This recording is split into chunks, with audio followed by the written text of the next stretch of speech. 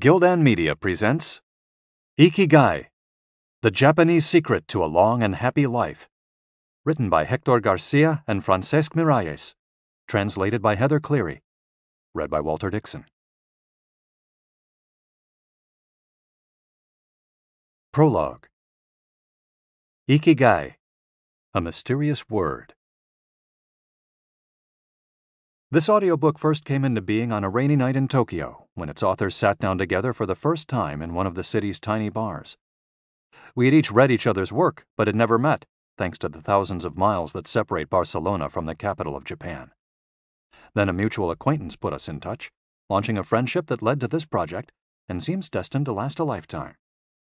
The next time we got together, a year later, we strolled through a park in downtown Tokyo and ended up talking about trends in Western psychology, specifically logotherapy, which helps people find their purpose in life. We remarked that Viktor Frankl's logotherapy had gone out of fashion among practicing therapists, who favored other schools of psychology, though people still search for meaning in what they do and how they live. We ask ourselves things like, what is the meaning of my life? Is the point just to live longer, or should I seek a higher purpose? Why do some people know what they want and have a passion for life, while others languish in confusion? At some point in our conversation, the mysterious word Ikigai came up. This Japanese concept, which translates roughly as the happiness of always being busy, is like logotherapy, but it goes a step beyond.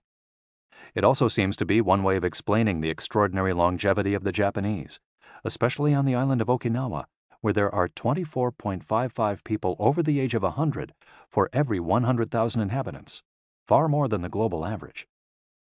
Those who study why the inhabitants of this island in the south of Japan live longer than people anywhere else in the world believe that one of the keys, in addition to a healthful diet, a simple life in the outdoors, green tea, and the subtropical climate, its average temperature is like that of Hawaii, is the Ikigai that shapes their lives.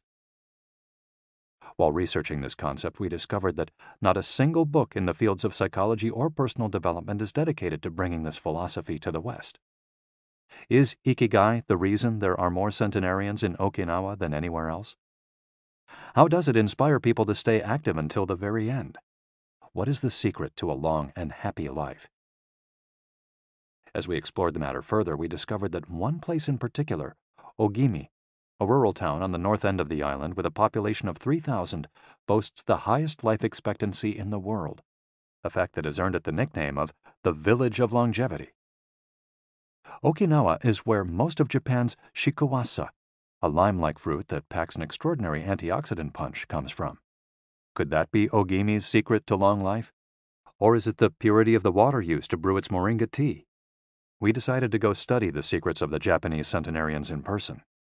After a year of preliminary research, we arrived in the village, where residents speak an ancient dialect and practice an animist religion that features long-haired forest sprites called bunagaya, with our cameras and recording devices in hand. As soon as we arrived, we could sense the incredible friendliness of its residents, who laughed and joked incessantly amid lush green hills fed by crystalline waters. As we conducted our interviews with the eldest residents of the town, we realized that something far more powerful than just these natural resources was at work. An uncommon joy flows from its inhabitants and guides them through the long and pleasurable journey of their lives. Again, the mysterious Ikigai. But what is it exactly? How do you get it? It never ceased to surprise us that this haven of nearly eternal life was located precisely in Okinawa, where 200,000 innocent lives were lost at the end of World War II. Rather than harbor animosity toward outsiders, however, Okinawans live by the principle of ichariba chode, a local expression that means treat everyone like a brother, even if you've never met them before. It turns out that one of the secrets to happiness of Ogimi's residents is feeling like part of a community. From an early age, they practice yui ma'aru, or teamwork, and so are used to helping one another. Nurturing friendships, eating light, getting enough rest, and doing regular, moderate exercise are all part of the equation of good health. But at the heart of the joie de vivre that inspires these centenarians to keep celebrating birthdays and cherishing each new day is their Ikigai. The purpose of this audiobook is to bring the secrets of Japan's centenarians to you and give you the tools to find your own Ikigai. because those who discover their Ikigai have everything they need for a long and joyful journey through life. Happy travels. Hector Garcia and Francesc Miralles. Chapter 1. Ikigai, the art of staying young while growing old. What is your reason for being? According to the Japanese, everyone has an Ikigai, what a French philosopher might call a raison d'être. Some people have found their Ikigai, while others are still looking, though they carry it within them. Our Ikigai is hidden deep inside each of us, and finding it requires a patient search. According to those born on Okinawa, the island with the most centenarians in the world, our Ikigai is the reason we get up in the morning. Ikigai can be described as the common ground you find between what you're good at, what you love, what the world needs, and what you can be paid for. Whatever you do, don't retire. Having a clearly defined Ikigai brings satisfaction, happiness, and meaning to our lives. The purpose of this audiobook is to help you find yours, and to share insights from Japanese philosophy on the lasting health of body, mind, and spirit. One surprising thing you notice living in Japan is how active people remain after they retire. In fact, many Japanese people never really retire. They keep doing what they love for as long as their health allows. There is, in fact, no word in Japanese that means retire in the sense of leaving the workforce for good, as in English. According to Dan Buettner, a National Geographic reporter who knows the country well, having a purpose in life is so important in Japanese culture that our idea of retirement simply doesn't exist there. The island of almost eternal youth. Certain longevity studies suggest that a strong sense of community and a clearly defined Ikigai are just as important as the famously healthful Japanese diet, perhaps even more so. Recent medical studies of centenarians from Okinawa and other so-called blue zones, the geographic regions where people live longest, provide a number of interesting facts about these extraordinary human beings. Not only do they live much longer than the rest of the world's population, they also suffer from fewer chronic illnesses, such as cancer and heart disease. Inflammatory disorders are also less common. Many of these centenarians enjoy enviable levels of vitality and health that would be unthinkable for people of advanced age elsewhere. Their blood tests reveal fewer free radicals, which are responsible for cellular aging, as a result of drinking tea and eating until their stomachs are only 80% full. Women experience more moderate symptoms during menopause, and both men and women maintain higher levels of sexual hormones until much later in life. The rate of dementia is well below the global average. Though we'll consider each of these findings over the course of the audiobook, research clearly indicates that the Okinawans' focus on Ikigai gives a sense of purpose to each and every day and plays an important role in their health and longevity. The characters behind Ikigai.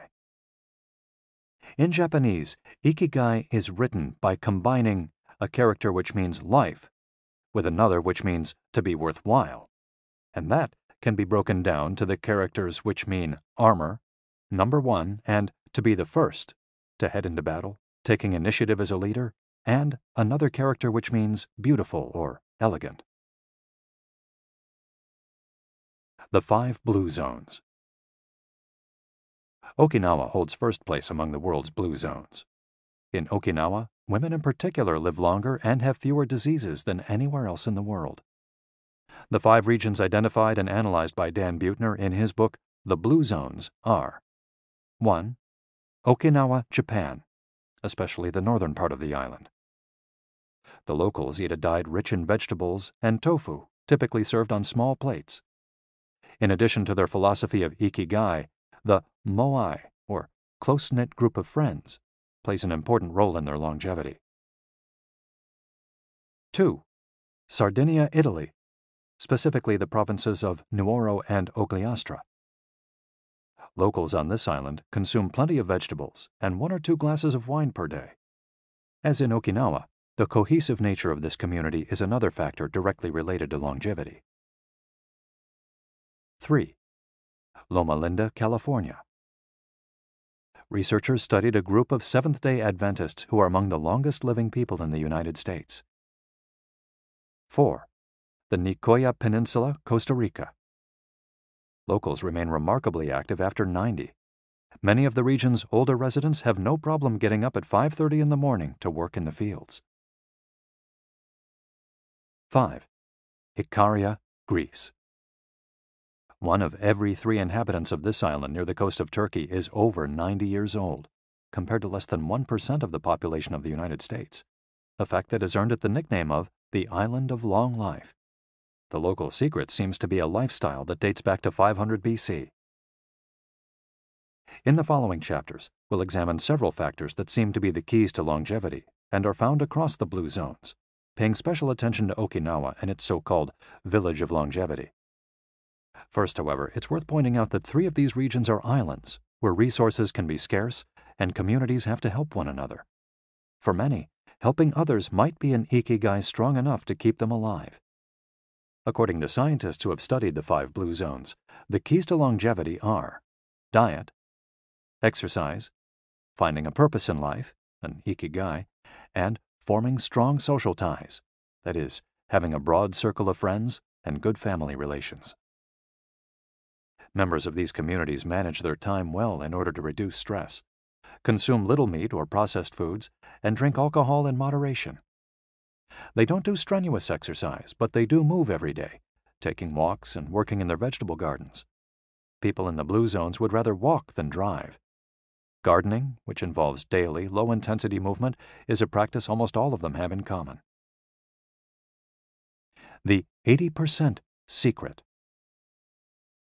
One of the most common sayings in Japan is harahachi-bu, which is repeated before or after eating and means something like, fill your belly to 80%.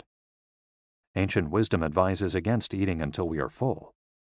This is why Okinawans stop eating when they feel their stomachs reach 80% of their capacity, rather than overeating and wearing down their bodies with long digestive processes that accelerate cellular oxidation.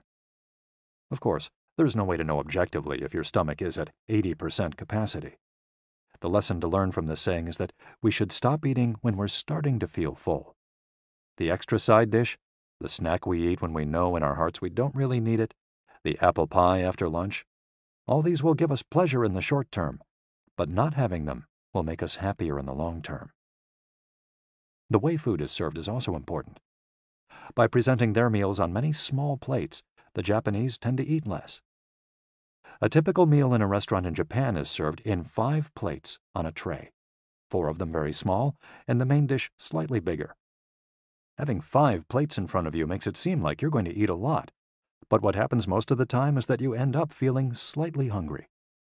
This is one of the reasons why Westerners in Japan typically lose weight and stay trim.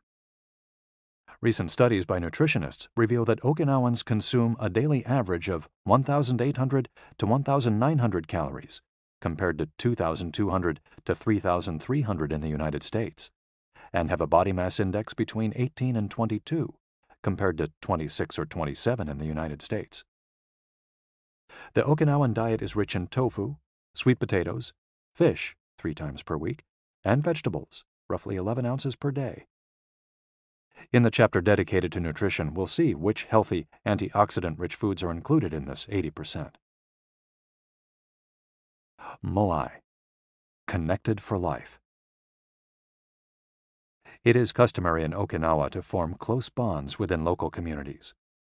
A moai is an informal group of people with common interests who look out for one another. For many, serving the community becomes part of their Ikigai. The moai has its origins in hard times, when farmers would get together to share best practices and help one another cope with meager harvests. Members of a moai make a set monthly contribution to the group. This payment allows them to participate in meetings, dinners, games of go and shogi, Japanese chess, or whatever hobby they have in common. The funds collected by the group are used for activities, but if there's money left over, one member, decided on a rotating basis, receives a set amount from the surplus. In this way, being part of a moai helps maintain emotional and financial stability. If a member of a moai is in financial trouble, he or she can get an advance from the group's savings. While the details of each moai's accounting practices vary according to the group and its economic means, the feeling of belonging and support gives the individual a sense of security and helps increase life expectancy. Following this brief introduction to the topics covered in this audiobook, we look at a few causes of premature aging in modern life, and then explore different factors related to Ikigai. Chapter 2. Anti-Aging Secrets. Little things that add up to a long and happy life. Aging's escape velocity and the rabbit. Imagine a sign far off in the future with a number on it that represents the age of your death. Every year that you live, you advance closer to the sign. When you reach the sign, you die. Now, imagine a rabbit holding the sign and walking to the future. Every year that you live, the rabbit is half a year as far away. After a while, you will reach the rabbit and die. But what if the rabbit could walk at a pace of 1 year for every year of your life? You would never be able to catch the rabbit, and therefore you would never die. The speed at which the rabbit walks to the future is our technology. The more we advance technology and knowledge of our bodies, the faster we can make the rabbit walk. Aging's escape velocity is the moment at which the rabbit walks at a pace of 1 year per year or faster, and we become immortal. Aging's escape velocity. For more than a century, we've managed to add an average of 0.3 years to our life expectancy every year. But what would happen if we had the technology to add a year of life expectancy every year? In theory, we would achieve biological immortality, having reached aging's escape velocity.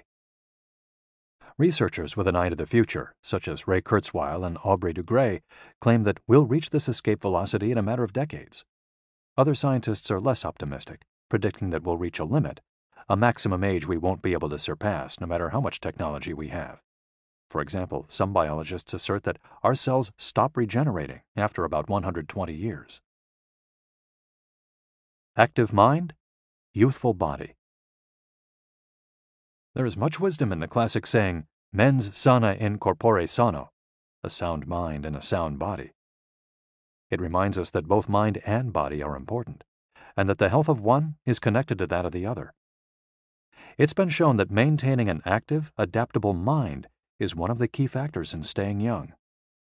Having a youthful mind also drives you toward a healthy lifestyle that will slow the aging process. Just as a lack of physical exercise has negative effects on our bodies and mood, a lack of mental exercise is bad for us because it causes our neurons and neural connections to deteriorate, and as a result, reduces our ability to react to our surroundings. This is why it's so important to give your brain a workout. One pioneer in advocating for mental exercise is the Israeli neuroscientist Shlomo Bresnitz, who argues that the brain needs a lot of stimulation in order to stay in shape. As he stated in an interview with Edward Punset for the Spanish television program Redis, there is a tension between what is good for someone and what they want to do. This is because people, especially older people, like to do things as they've always done them. The problem is that when the brain develops ingrained habits, it doesn't need to think anymore. Things get done quickly and efficiently on automatic pilot, often in a very advantageous way. This creates a tendency to stick to routines, and the only way of breaking these is to confront the brain with new information. Presented with new information, the brain creates new connections and is revitalized. This is why it's so important to expose yourself to change, even if stepping outside your comfort zone means feeling a bit of anxiety. The effects of mental training have been scientifically demonstrated. According to Collins Hemingway and Shlomo Bresnitz in their book Maximum Brain Power, Challenging the Brain for Health and Wisdom, mental training is beneficial on many levels. You begin exercising your brain by doing a certain task for the first time, he writes, and at first it seems very difficult, but as you learn how to do it, the training is already working. The second time you realize that it's easier, not harder to do because you're getting better at it. This has a fantastic effect on a person's mood. In and of itself, it's a transformation that affects not only the results obtained, but also his or her self-image. This description of a mental workout might sound a bit formal, but simply interacting with others, playing a game, for example, offers new stimuli and helps prevent the depression that can come with solitude. Our neurons start to age while we're still in our 20s. This process is slowed, however, by intellectual activity, curiosity, and a desire to learn. Dealing with new situations, learning something new every day, playing games, and interacting with other people seem to be essential for anti-aging strategies for the mind. Furthermore, a more positive outlook in this regard will yield greater mental benefits. Stress, accused of killing longevity. Many people seem older than they are. Research into the causes of premature aging has shown that stress has a lot to do with it, because the body wears down much faster during periods of crisis. The American Institute of Stress investigated this degenerative process and concluded that most health problems are caused by stress.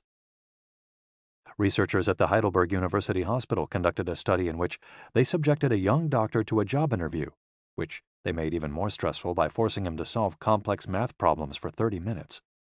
Afterward, they took a blood sample. What they discovered was that his antibodies had reacted to stress the same way they react to pathogens, activating the proteins that trigger an immune response. The problem is that this response not only neutralizes harmful agents, it also damages healthy cells, leading them to age prematurely. The University of California conducted a similar study, taking data and samples from 39 women who had high levels of stress due to the illness of one of their children, and comparing them to samples from women with healthy children and low levels of stress. They found that stress promotes cellular aging by weakening cell structures known as telomeres, which affect cellular regeneration and how our cells age. As the study revealed, the greater the stress, the greater the degenerative effects on cells. How does stress work? These days, people live at a frantic pace and in a nearly constant state of competition.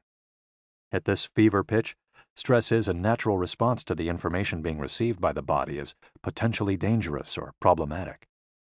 Theoretically, this is a useful reaction, as it helps us survive in hostile surroundings. Over the course of our evolution, we have used this response to deal with difficult situations and to flee from predators. The alarm that goes off in our head makes our neurons activate the pituitary gland, which produces hormones that release corticotropin, which in turn circulates through the body via the sympathetic nervous system. The adrenal gland is then triggered to release adrenaline and cortisol.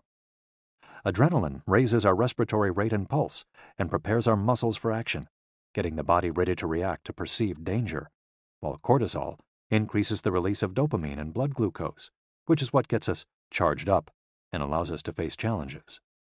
These processes are, in moderation, beneficial. They help us overcome challenges in our daily lives. Nonetheless, the stress to which human beings are subjected today is clearly harmful. Compare the lives of cave dwellers with modern humans. Cave dwellers were relaxed most of the time. Modern humans work most of the time and are alert to any and all threats. Cave dwellers felt stress only in very specific situations. Modern humans are online or waiting for notifications from their cell phones 24 hours a day. To cave dwellers, the threats were real. A predator could end their lives at any moment. For modern humans, the brain associates the ping of a cell phone or an email notification with the threat of a predator. For cave dwellers, high doses of cortisol and adrenaline at moments of danger kept the body healthy. In modern humans, low doses of cortisol flow constantly through the body, with implications for a range of health problems, including adrenal fatigue and chronic fatigue syndrome. Stress has a degenerative effect over time. A sustained state of emergency affects the neurons associated with memory, as well as inhibiting the release of certain hormones, the absence of which can cause depression.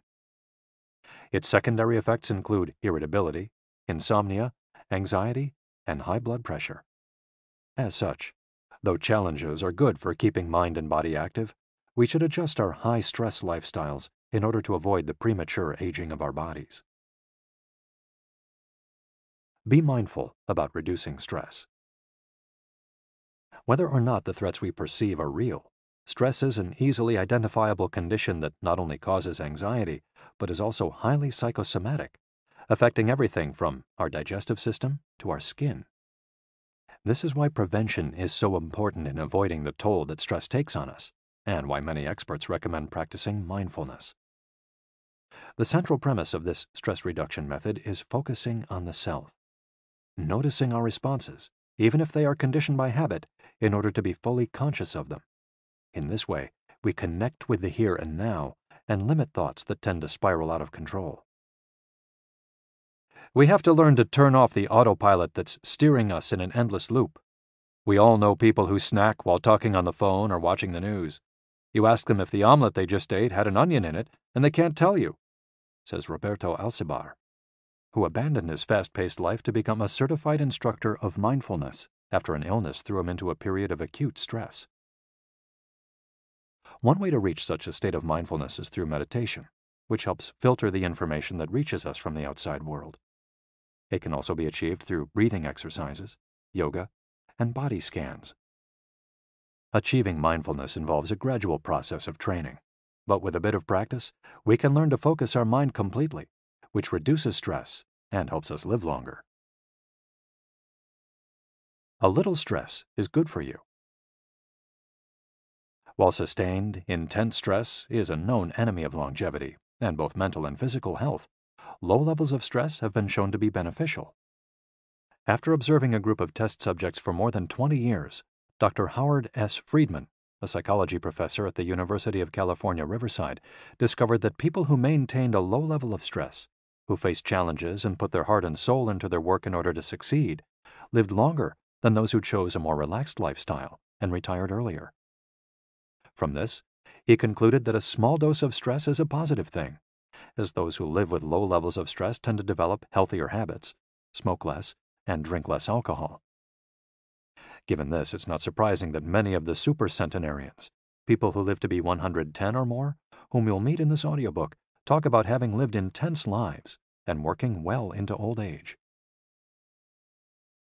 A lot of sitting will age you. In the Western world in particular, the rise in sedentary behavior has led to numerous diseases, such as hypertension and obesity, which in turn affect longevity. Spending too much time seated at work or at home not only reduces muscular and respiratory fitness, but also increases appetite and curbs the desire to participate in activities. Being sedentary can lead to hypertension, imbalanced eating, cardiovascular disease, osteoporosis, and even certain kinds of cancer. Recent studies have shown a connection between a lack of physical activity and the progressive distortion of telomeres in the immune system, which ages those cells and, in turn, the organism as a whole. This is a problem at all life stages, not only among adults. Sedentary children suffer from high rates of obesity and all its associated health issues and risks, which is why it's so important to develop a healthy and active lifestyle at an early age. It's easy to be less sedentary. It just takes a bit of effort and a few changes to your routine. We can access a more active lifestyle that makes us feel better inside and out. We just have to add a few ingredients to our everyday habits. Walk to work, or just go on a walk, for at least 20 minutes each day. Use your feet instead of an elevator or escalator. This is good for your posture, your muscles, and your respiratory system, among other things. Participate in social or leisure activities, so that you don't spend too much time in front of the television. Replace your junk food with fruit, and you'll have less of an urge to snack and more nutrients in your system. Get the right amount of sleep. 7 to 9 hours is good, but any more than that makes us lethargic. Play with children or pets, or join a sports team.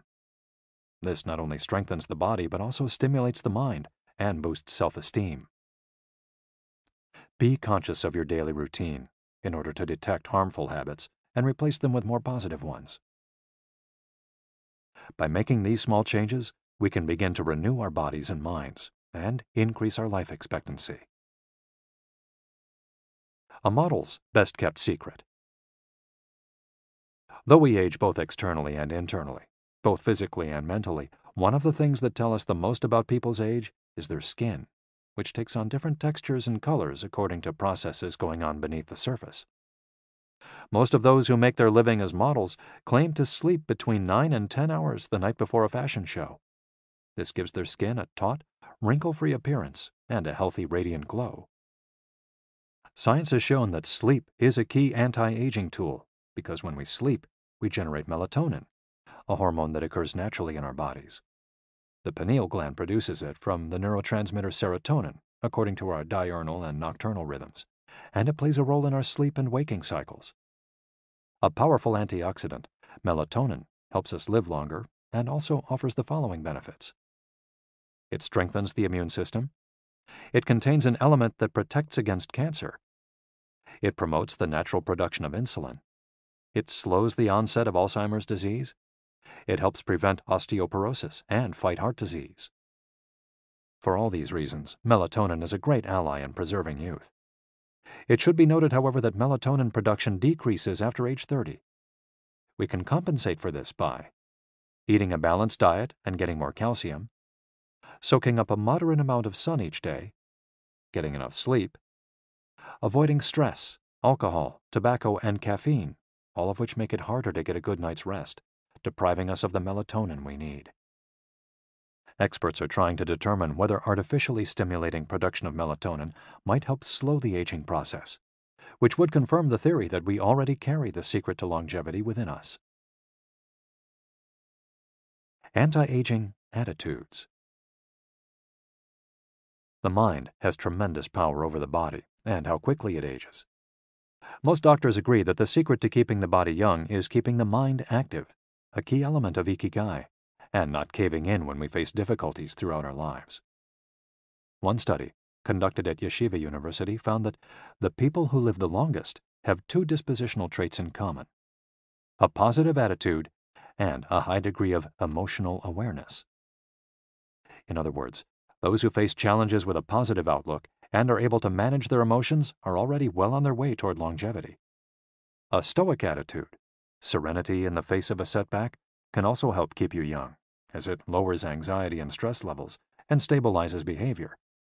This can be seen in the greater life expectancies of certain cultures with unhurried, deliberate lifestyles. Many centenarians and supercentenarians have similar profiles. They've had full lives that were difficult at times, but they knew how to approach these challenges with a positive attitude and not be overwhelmed by the obstacles they faced. Alexander Imich, who in 2014 became the world's oldest living man at age 111, knew he had good genes, but understood that other factors contributed too. "The life you live is equally or more important for longevity," he said in an interview with Reuters after being added to Guinness World Records in 2014. An Ode to Longevity. During our stay in Ogimi, the village that holds the Guinness record for longevity, a woman who was about to turn 100 years old sang the following song for us in a mixture of Japanese and the local dialect.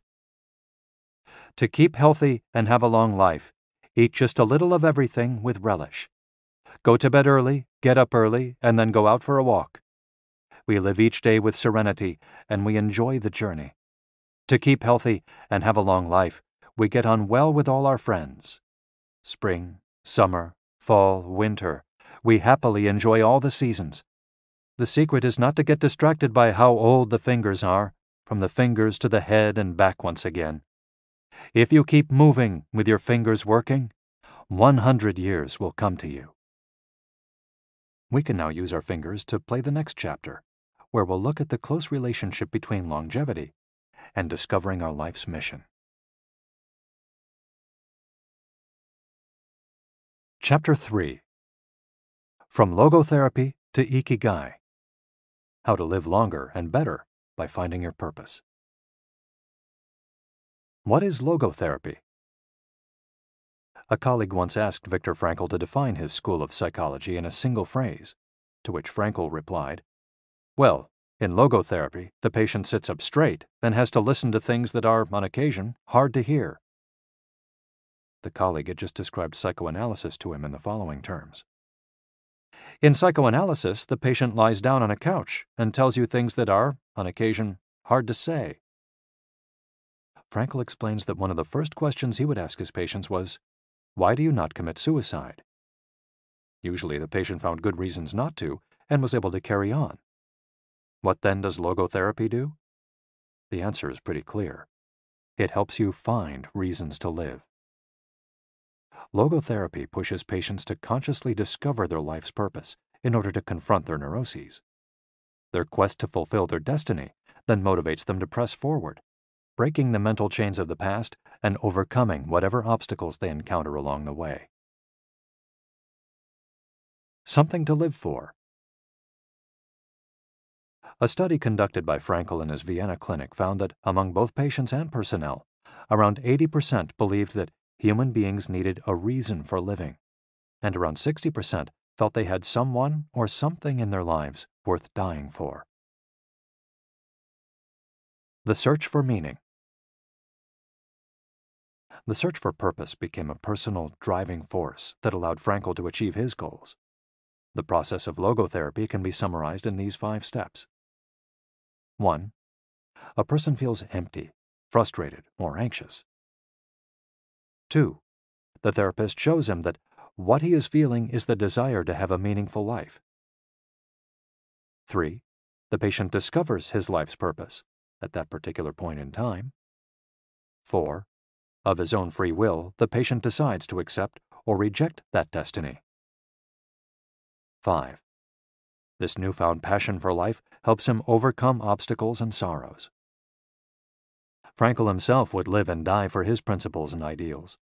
His experiences as a prisoner at Auschwitz showed him that everything can be taken from a man but one thing, the last of the human freedoms: to choose one's attitude in any given set of circumstances, to choose one's own way.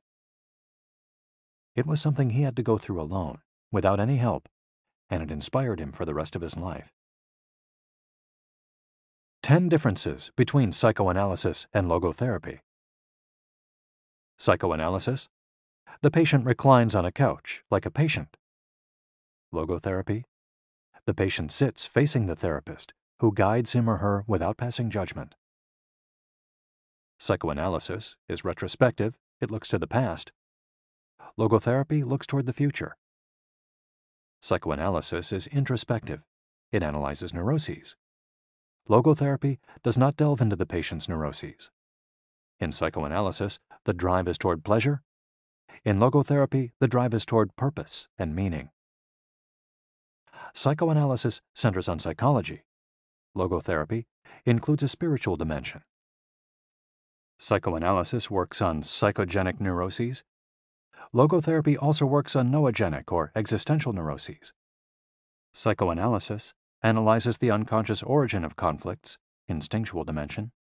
Logotherapy deals with conflicts when and where they arise, spiritual dimension. Psychoanalysis limits itself to the patient's instincts. Logotherapy also deals with spiritual realities. Psychoanalysis is fundamentally incompatible with faith.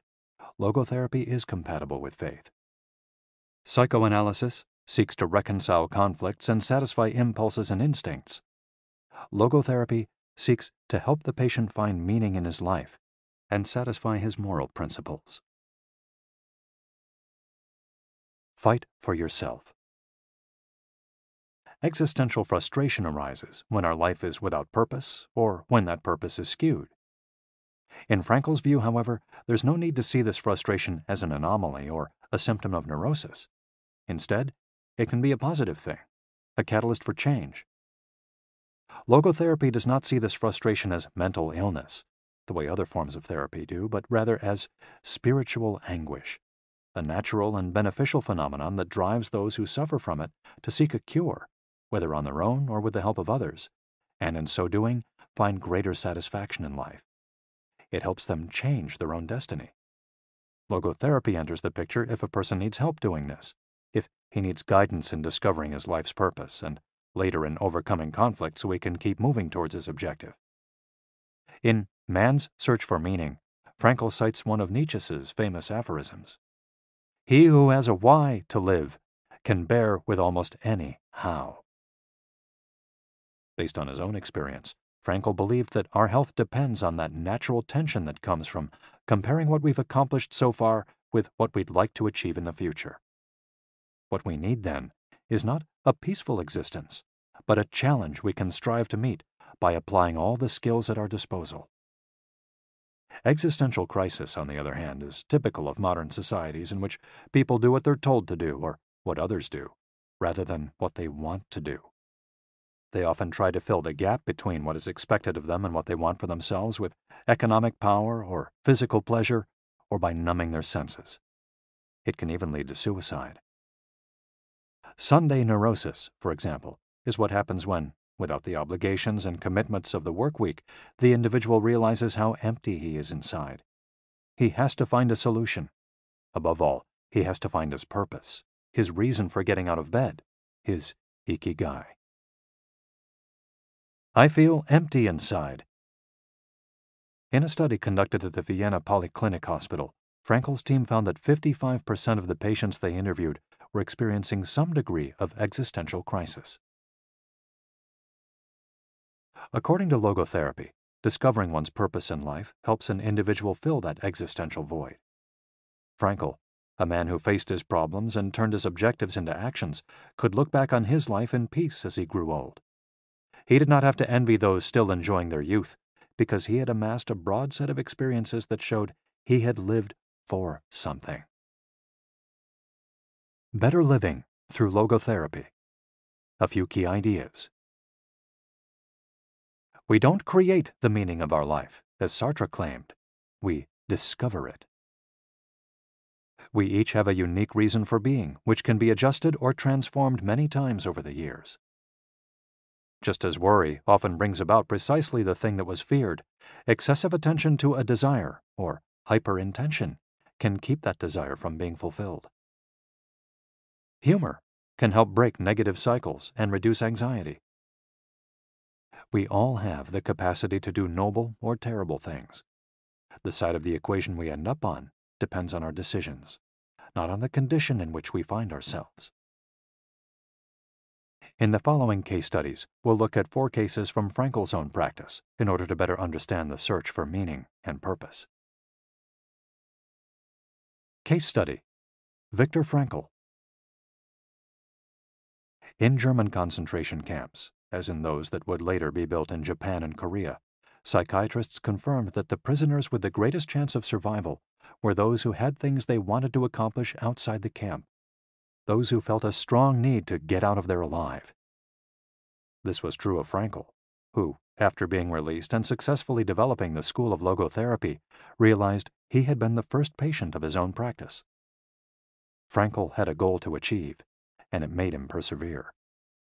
He arrived at Auschwitz carrying a manuscript that contained all the theories and research he compiled over the course of his career, ready for publication. When it was confiscated, he felt compelled to write it all over again. And that need drove him, and gave his life meaning amid the constant horror and doubt of the concentration camp. So much so that over the years, and especially when he fell ill with typhus, he would jot down fragments and key words from the lost work on any scrap of paper he found. Case study: The American Diplomat. An important North American diplomat went to Frankl to pick up where he left off with a course of treatment he had started 5 years earlier in the United States. When Frankl asked him why he had started therapy in the first place, the diplomat answered that he hated his job and his country's international policies, which he had to follow and enforce. His American psychoanalyst, whom he had been seeing for years, insisted he make peace with his father so that his government and his job, both representations of the paternal figure, would seem less disagreeable. Frankl, however, showed him in just a few sessions that his frustration was due to the fact that he wanted to pursue a different career, and the diplomat concluded his treatment with that idea in mind. 5 years later, the former diplomat informed Frankl that he had been working during that time in a different profession, and that he was happy. In Frankl's view, the man not only didn't need all those years of psychoanalysis, he also couldn't even really be considered a patient in need of therapy.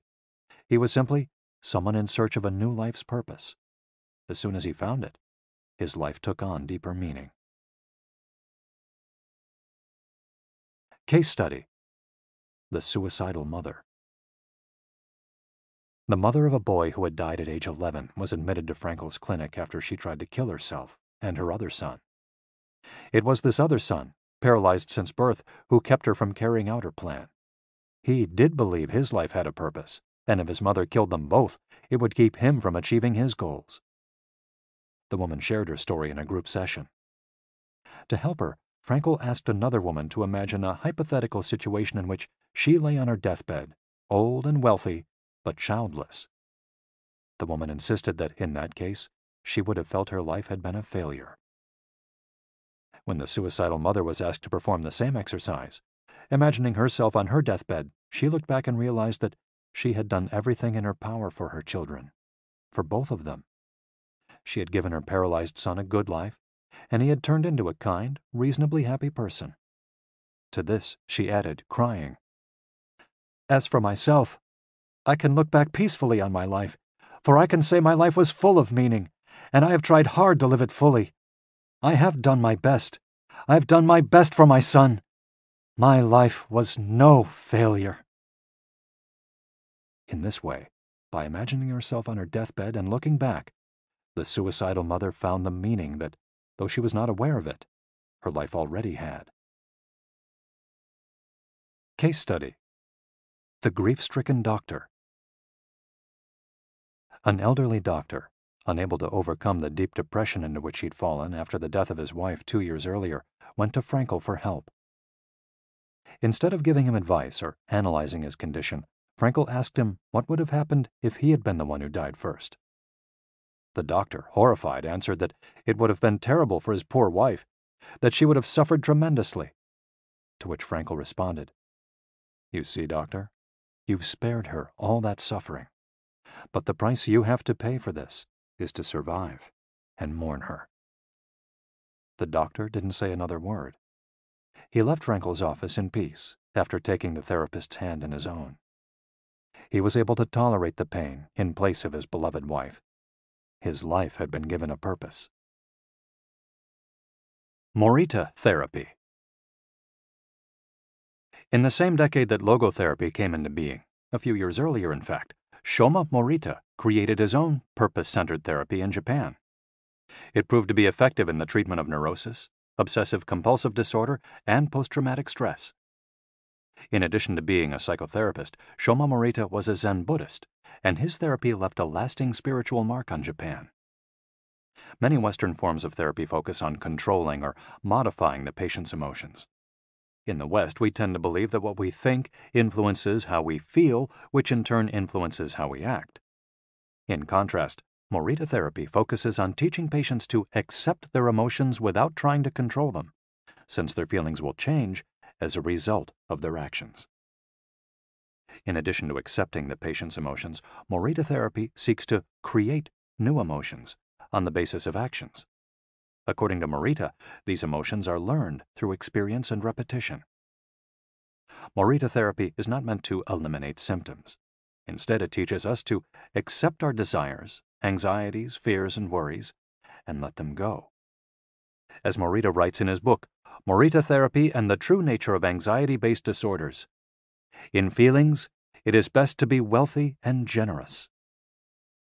Morita explained the idea of letting go of negative feelings with the following fable. A donkey that is tied to a post by a rope will keep walking around the post in an attempt to free itself, only to become more immobilized and attached to the post. The same thing applies to people with obsessive thinking, who become more trapped in their own suffering when they try to escape from their fears and discomfort. The basic principles of Morita therapy. 1. Accept your feelings. If we have obsessive thoughts, we should not try to control them or get rid of them. If we do, they become more intense. Regarding human emotions, the Zen master would say, if we try to get rid of one wave with another, we end up with an infinite sea. We don't create our feelings. They simply come to us, and we have to accept them. The trick is welcoming them. Morita likened emotions to the weather.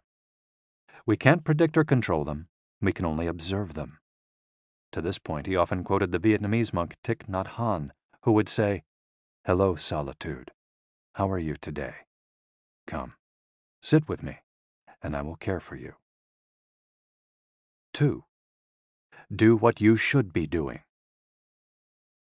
We shouldn't focus on eliminating symptoms, because recovery will come on its own.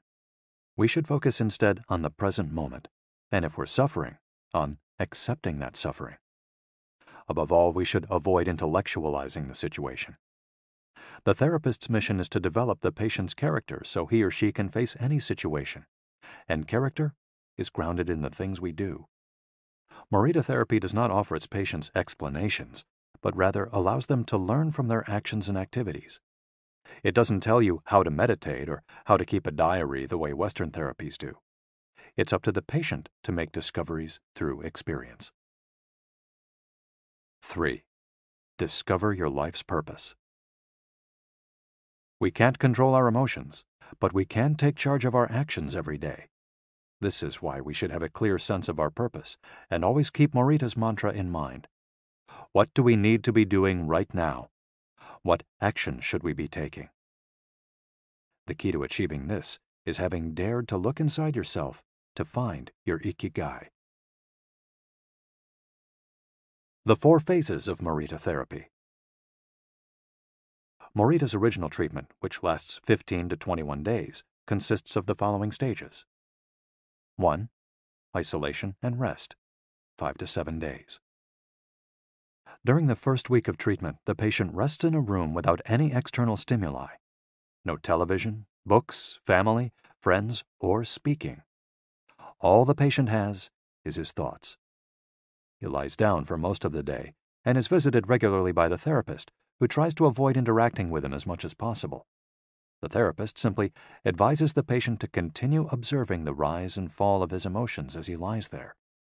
When the patient gets bored and wants to start doing things again, he's ready to move on to the next stage of therapy. 2. Light occupational therapy, 5 to 7 days. In this stage, the patient performs repetitive tasks in silence. One of these is keeping a diary about his thoughts and feelings. The patient goes outside after a week of being shut in, takes walks in nature, and does breathing exercises. He also starts doing simple activities such as gardening, drawing, or painting. During this stage, the patient is still not allowed to talk to anyone except the therapist.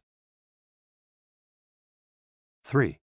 Occupational therapy, 5 to 7 days.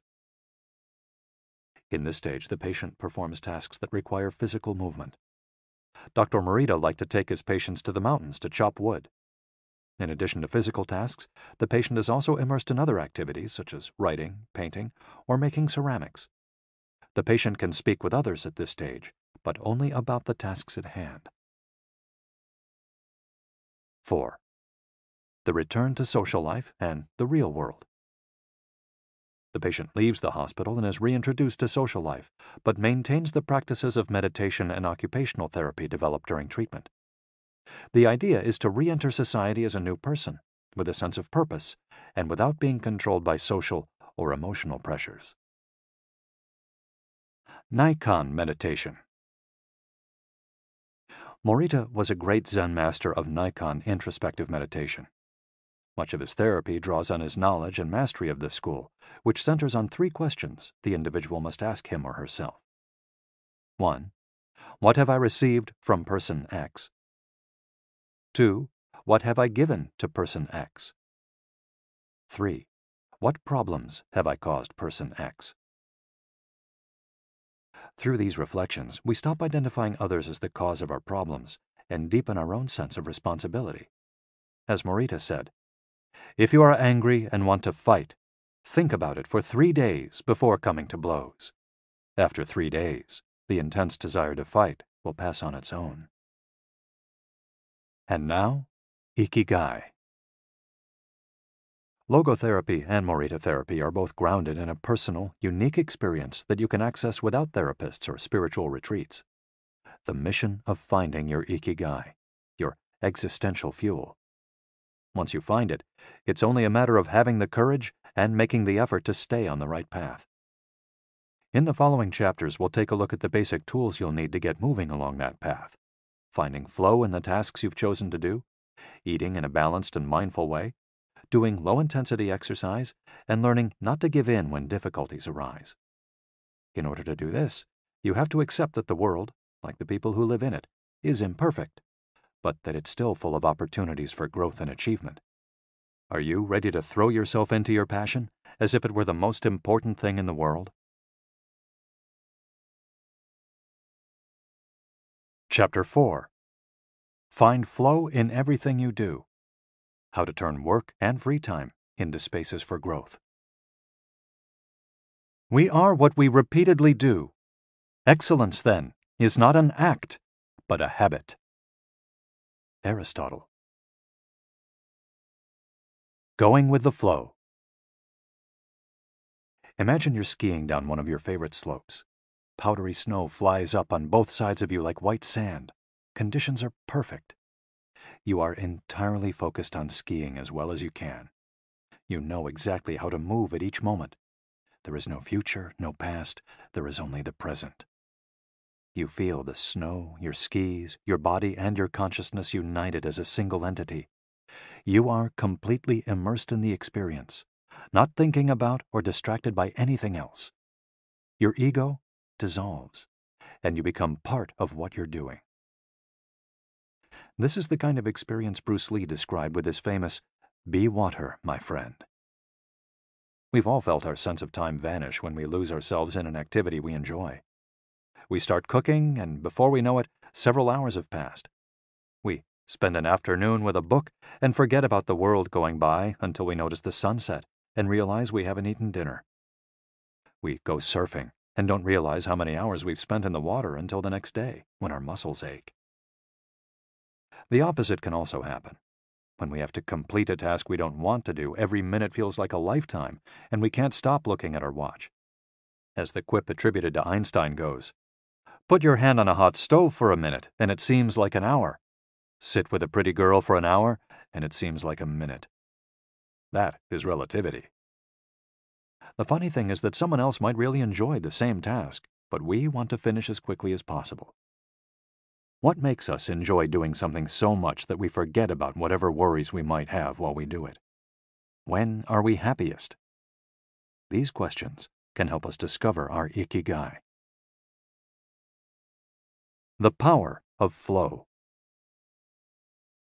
These questions are also at the heart of psychologist Mihai Csikszentmihalyi's research into the experience of being completely immersed in what we're doing.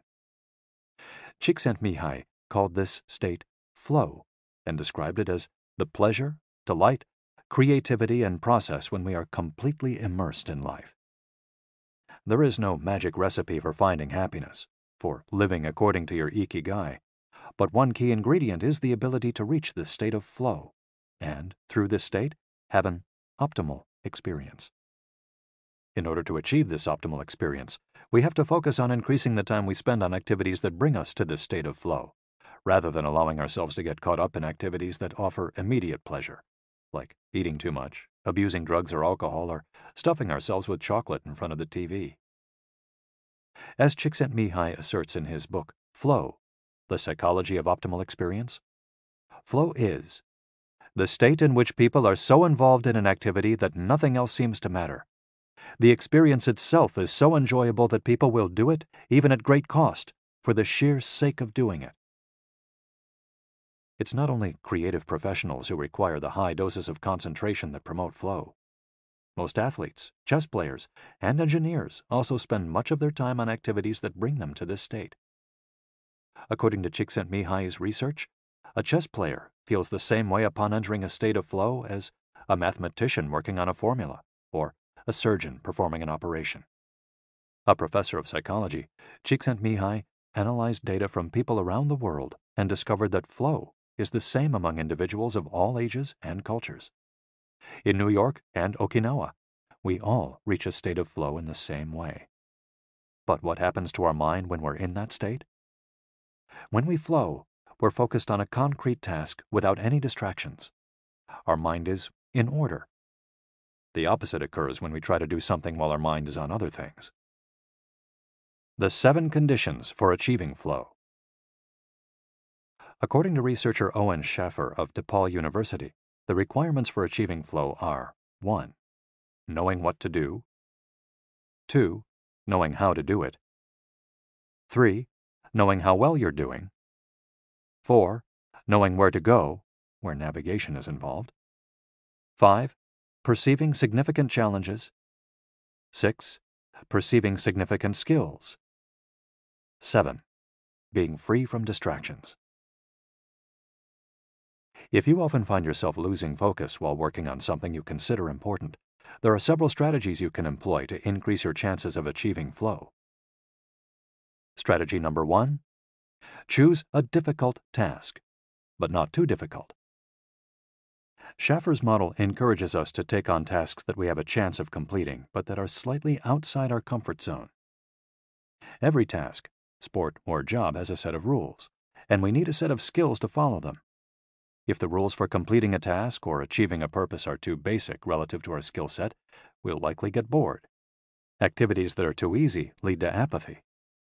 If, on the other hand, we assign ourselves to a task that is too difficult, we won't have the skills to complete it and will almost certainly give up and feel frustrated to boot. The ideal is to find a middle path, something aligned with our abilities but just a bit of a stretch, so we experience it as a challenge. That's what Ernest Hemingway meant when he said, "Sometimes I write better than I can." We want to see challenges through to the end because we enjoy the feeling of pushing ourselves. Bertrand Russell expressed a similar idea when he said, "To be able to concentrate for a considerable amount of time is essential to difficult achievement." If you're a graphic designer, learn a new software program for your next project. If you're a programmer, use a new programming language. If you're a dancer, try to incorporate into your next routine a movement that has seemed impossible for years. Add a little something extra, something that takes you out of your comfort zone. Even doing something as simple as reading means following certain rules, having certain abilities and knowledge. If we set out to read a book on quantum mechanics for specialists in physics without being specialists in physics ourselves, we'll probably give up after a few minutes. On the other end of the spectrum, if we already know everything a book has to tell us, we'll get bored right away. However, if the book is appropriate to our knowledge and abilities and builds on what we already know, we'll immerse ourselves in our reading, and time will flow. This pleasure and satisfaction are evidence that we are in tune with our Ikigai. In summary, easy tasks lead to boredom, challenging tasks lead to flow, tasks beyond our abilities lead to anxiety. Strategy 2. Have a clear, concrete objective. Video games, played in moderation, board games, and sports are great ways to achieve flow because the objective tends to be very clear. Beat your rival or your own record while following a set of explicitly defined rules. Unfortunately, the objective isn't quite as clear in most situations. According to a study by Boston Consulting Group, when asked about their bosses, the #1 complaint of employees at multinational corporations is that they don't communicate the team's mission clearly, and that as a result, the employees don't know what their objectives are. What often happens, especially in big companies, is that the executives get lost in the details of obsessive planning, creating strategies to hide the fact that they don't have a clear objective. It's like heading out to sea with a map, but no destination. It's much more important to have a compass pointing to a concrete objective than to have a map.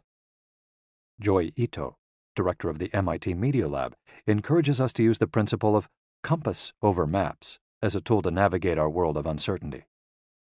In the book Whiplash, How to Survive Our Faster Future, he and Jeff Howe write, "In an increasingly unpredictable world moving ever more quickly, a detailed map may lead you deep into the woods at an unnecessarily high cost.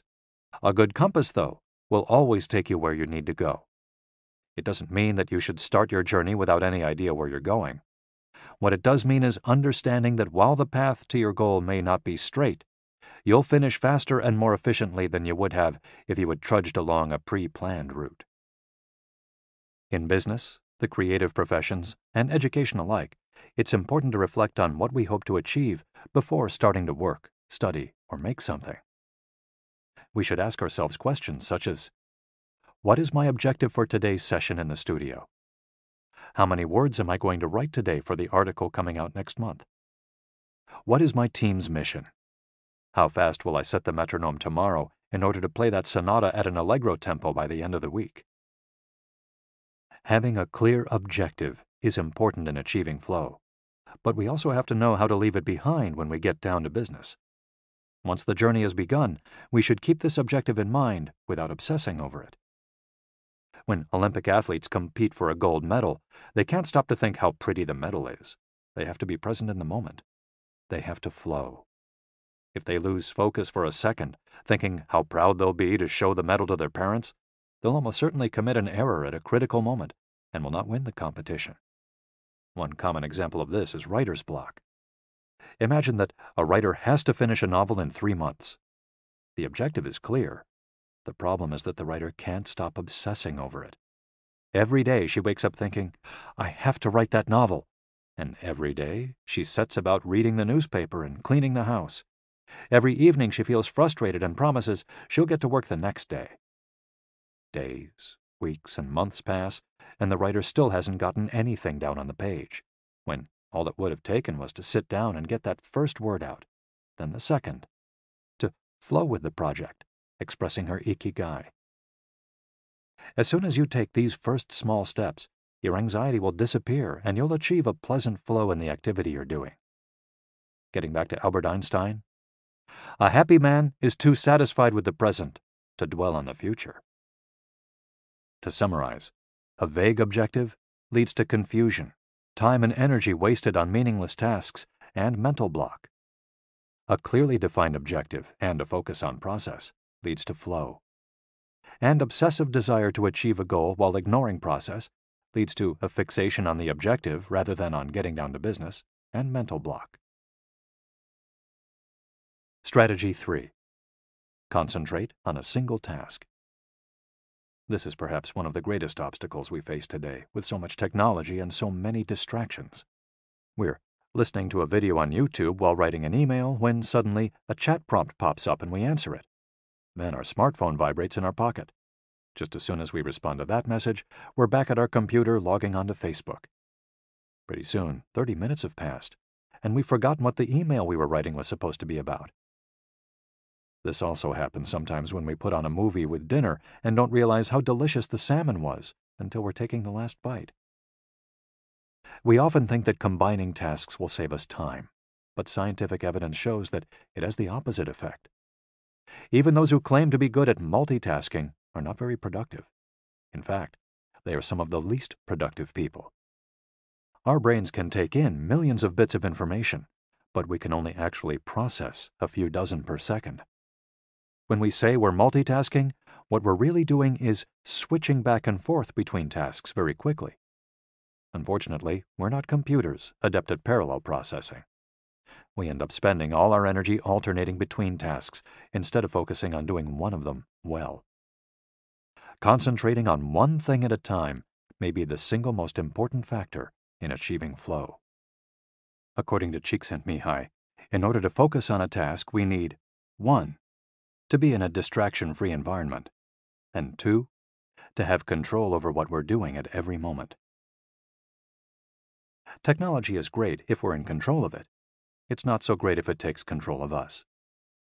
For example, if you have to write a research paper, you might sit down at your computer and use Google to look up the information you need. However, if you're not very disciplined, you might end up surfing the web instead of writing that paper. In that case, Google and the Internet will have taken over, pulling you out of your state of flow. It has been scientifically shown that if we continually ask our brains to switch back and forth between tasks, we waste time, make more mistakes, and remember less of what we've done. Several studies conducted at Stanford University by Clifford Ivar Nass describe our generation as suffering from an epidemic of multitasking. One such study analyzed the behavior of hundreds of students, dividing them into groups based on the number of things they tended to do at once. The students who were the most addicted to multitasking typically alternated among more than 4 tasks. For example, taking notes while reading a textbook, listening to a podcast, answering messages on their smartphone, and sometimes checking their Twitter timeline. Each group of students was shown a screen with several red and several blue arrows. The objective of the exercise was to count the red arrows. At first, all the students answered correctly right away, without much trouble. As the number of blue arrows increased, the number of red arrows stayed the same, only their position changed, however. The students accustomed to multitasking had serious trouble counting the red arrows in the time allotted, or as quickly as the students who did not habitually multitask, for one very simple reason. They got distracted by the blue arrows. Their brains were trained to pay attention to every stimulus, regardless of its importance. while the brains of other students were trained to focus on a single task, in this case, counting the red arrows and ignoring the blue ones. Other studies indicate that working on several things at once lowers our productivity by at least 60% and our IQ by more than 10 points. One study funded by the Swedish Council for Working Life and Social Research found that a sample group of more than 4,000 young adults between the ages of 20 and 24 who were addicted to their smartphones got less sleep, felt less connected to their community at school, and were more likely to show signs of depression. In summary, concentrating on a single task makes achieving flow more likely, increases productivity, increases our power of retention, makes us less likely to make mistakes, helps us feel calm and in control of the task at hand, causes us to become more considerate as we pay full attention to those around us, and increases creativity.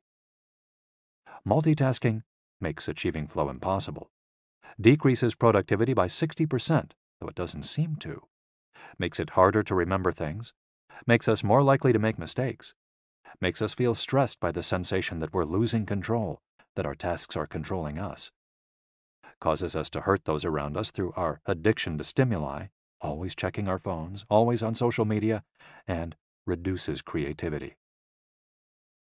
What can we do to avoid falling victim to this flow-impeding epidemic? How can we train our brains to focus on a single task? Here are a few ideas for creating a space and time free of distractions to increase our chances of reaching a state of flow, and thereby getting in touch with our Ikigai. Don't look at any kind of screen for the first hour you're awake and the last hour before you go to sleep. Turn off your phone before you achieve flow. There is nothing more important than the task you've chosen to do during this time. If this seems too extreme, enable the Do Not Disturb function so only the people closest to you contact you in case of emergency. Designate one day of the week, perhaps a Saturday or Sunday, a day of technical fasting, making exceptions for e-readers without Wi-Fi or MP3 players. Go to a cafe that doesn't have Wi-Fi. Read and respond to email only once or twice per day. Define those times clearly and stick to them. Try the Pomodoro technique. Get yourself a kitchen timer. Some are made to look like a pomodoro or a tomato, and commit to working on a single task as long as it's running. The Pomodoro technique recommends 25 minutes of work and 5 minutes of rest for each cycle, but you can also do 50 minutes of work and 10 minutes of rest. Find the pace that's best for you. The most important thing is to be disciplined in completing each cycle. Start your work session with a ritual you enjoy, and end it with a reward. Train your mind to return to the present when you find yourself getting distracted. Practice mindfulness or another form of meditation. Go for a walk or a swim, whatever will help you get centered again. Work in a space where you will not be distracted. If you can't do this at home, go to a library, a cafe, or, if your task involves playing the saxophone, a music studio. If you find that your surroundings continue to distract you, keep looking until you find the right place. Divide each activity into groups of related tasks and assign each group its own place and time. For example, if you're writing a magazine article, you could do research and take notes at home in the morning, write in the library in the afternoon, and edit on the couch at night. Bundle routine tasks, such as sending out invoices, making phone calls, and so on, and do them all at once. A summary of the advantages of flow versus the disadvantages of distraction. A focused mind versus a wandering mind. Living in the present versus thinking about the past and the future. Being free from worry versus having concerns about our daily life and the people around us invading our thoughts. Having the hours fly by versus having every minute seem endless. With flow, we feel in control. With distraction, we lose control and fail to complete the task at hand, or other tasks or people keep us from our work. With flow, we prepare thoroughly. With distraction, we act without being prepared. With flow, we know what we should be doing at any given moment. When distracted, we frequently get stuck and don't know how to proceed. With flow, our mind is clear and overcomes all obstacles to the flow of thought. With distraction, we're plagued by doubts, concerns, and low self-esteem. With flow, it's pleasant. With distraction, it's boring and exhausting. And with flow, our ego fades. We're not the ones controlling the activity or task we're doing. The task is leading us. And with distraction, constant self-criticism. Our ego is present, and we feel frustrated. Flow in Japan. Takumis, engineers, geniuses, and otakus. What do takumis, artisans, engineers, inventors, and otakus, fans of anime and manga, have in common? They all understand the importance of flowing with their Ikigai at all times. One widespread stereotype about people in Japan is that they're exceptionally dedicated and hard-working, even though some Japanese people say they look like they're working harder than they really are. There is no doubt, though, about their ability to be completely absorbed in a task, or about their perseverance when there's a problem to be solved. One of the first words one learns when starting Japanese lessons is ganbaru, which means to persevere, or to stay firm by doing one's best. Japanese people often apply themselves to even the most basic tasks with an intensity that borders on obsession. We see this in all kinds of contexts, from the retirees taking meticulous care of their rice fields in the mountains of Nagano to the college students working the weekend shift in convenience stores known as konbinis. If you go to Japan, you'll experience this attention to detail firsthand in almost every transaction. Walk into one of the stores that sell handcrafted objects in Naha, Kanazawa, or Kyoto, and you'll also discover that Japan is a treasure trove of traditional craftwork.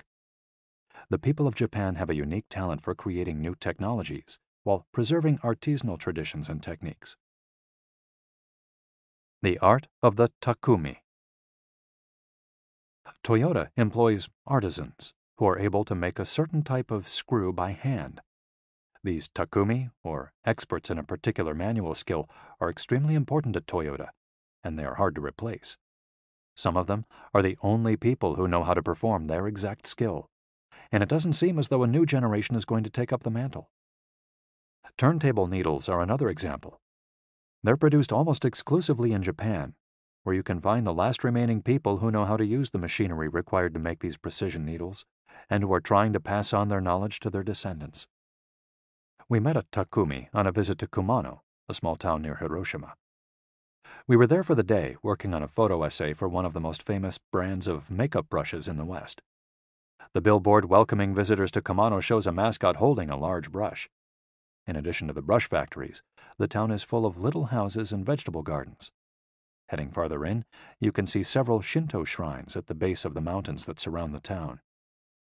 We spent hours taking photos in factories full of people in orderly rows, each doing a single task, such as painting the handles of the brushes or loading boxes of them onto trucks, before we realized we still hadn't seen anyone actually putting bristles into the brush heads.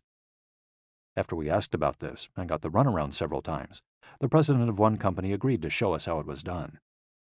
He led us out of the building and asked us to get into his car. After a 5-minute drive, we parked next to another, smaller structure and climbed the stairs. He opened a door, and we walked into a small room filled with windows that let in lovely natural light. In the middle of the room was a woman wearing a mask. You could see only her eyes. She was so focused on choosing individual bristles for the brushes, gracefully moving her hands and fingers, using scissors and combs to sort the bristles, that she didn't even notice our presence. Her movements were so quick, it was hard to tell what she was doing. The president of the company interrupted her to let her know that we'd be taking photos as she worked. We couldn't see her mouth, but the glint in her eye and the cheerful inflection in her speech let us know she was smiling. She looked happy and proud, talking about her work and responsibilities. We had to use extremely fast shutter speeds to capture her movements. Her hands danced and flowed in concert with her tools and the bristles she was sorting. The president told us that this takumi was one of the most important people in the company, even though she was hidden away in a separate building. Every bristle of every brush the company made passed through her hands. Steve Jobs in Japan. Apple co-founder Steve Jobs was a big fan of Japan. Not only did he visit the Sony factories in the 1980s and adopt many of their methods when he founded Apple, he was also captivated by the simplicity and quality of Japanese porcelain in Kyoto. It was not, however, an artisan from Kyoto who won Steve Jobs' devotion, but rather a Takumi from Toyama named Yokio Shakunaga, who used a technique called Etchu Setoyaki, known by only a few. On a visit to Kyoto, Jobs heard of an exhibition of Shakunaga's work. He immediately understood that there was something special about Shakunaga's porcelain. As a matter of fact, he bought several cups, vases, and plates, and went back to the show 3 times that week. Jobs returned to Kyoto several times over the course of his life in search of inspiration, and ended up meeting Shakunaga in person. It is said that Jobs had many questions for him, almost all of them about the fabrication process and the type of porcelain he used. Shakunaga explained that he used white porcelain he extracted himself from mountains in the Toyama prefecture, making him the only artist of his ilk familiar with the fabrication process of porcelain objects from their origins in the mountains to their final form, an authentic Takumi.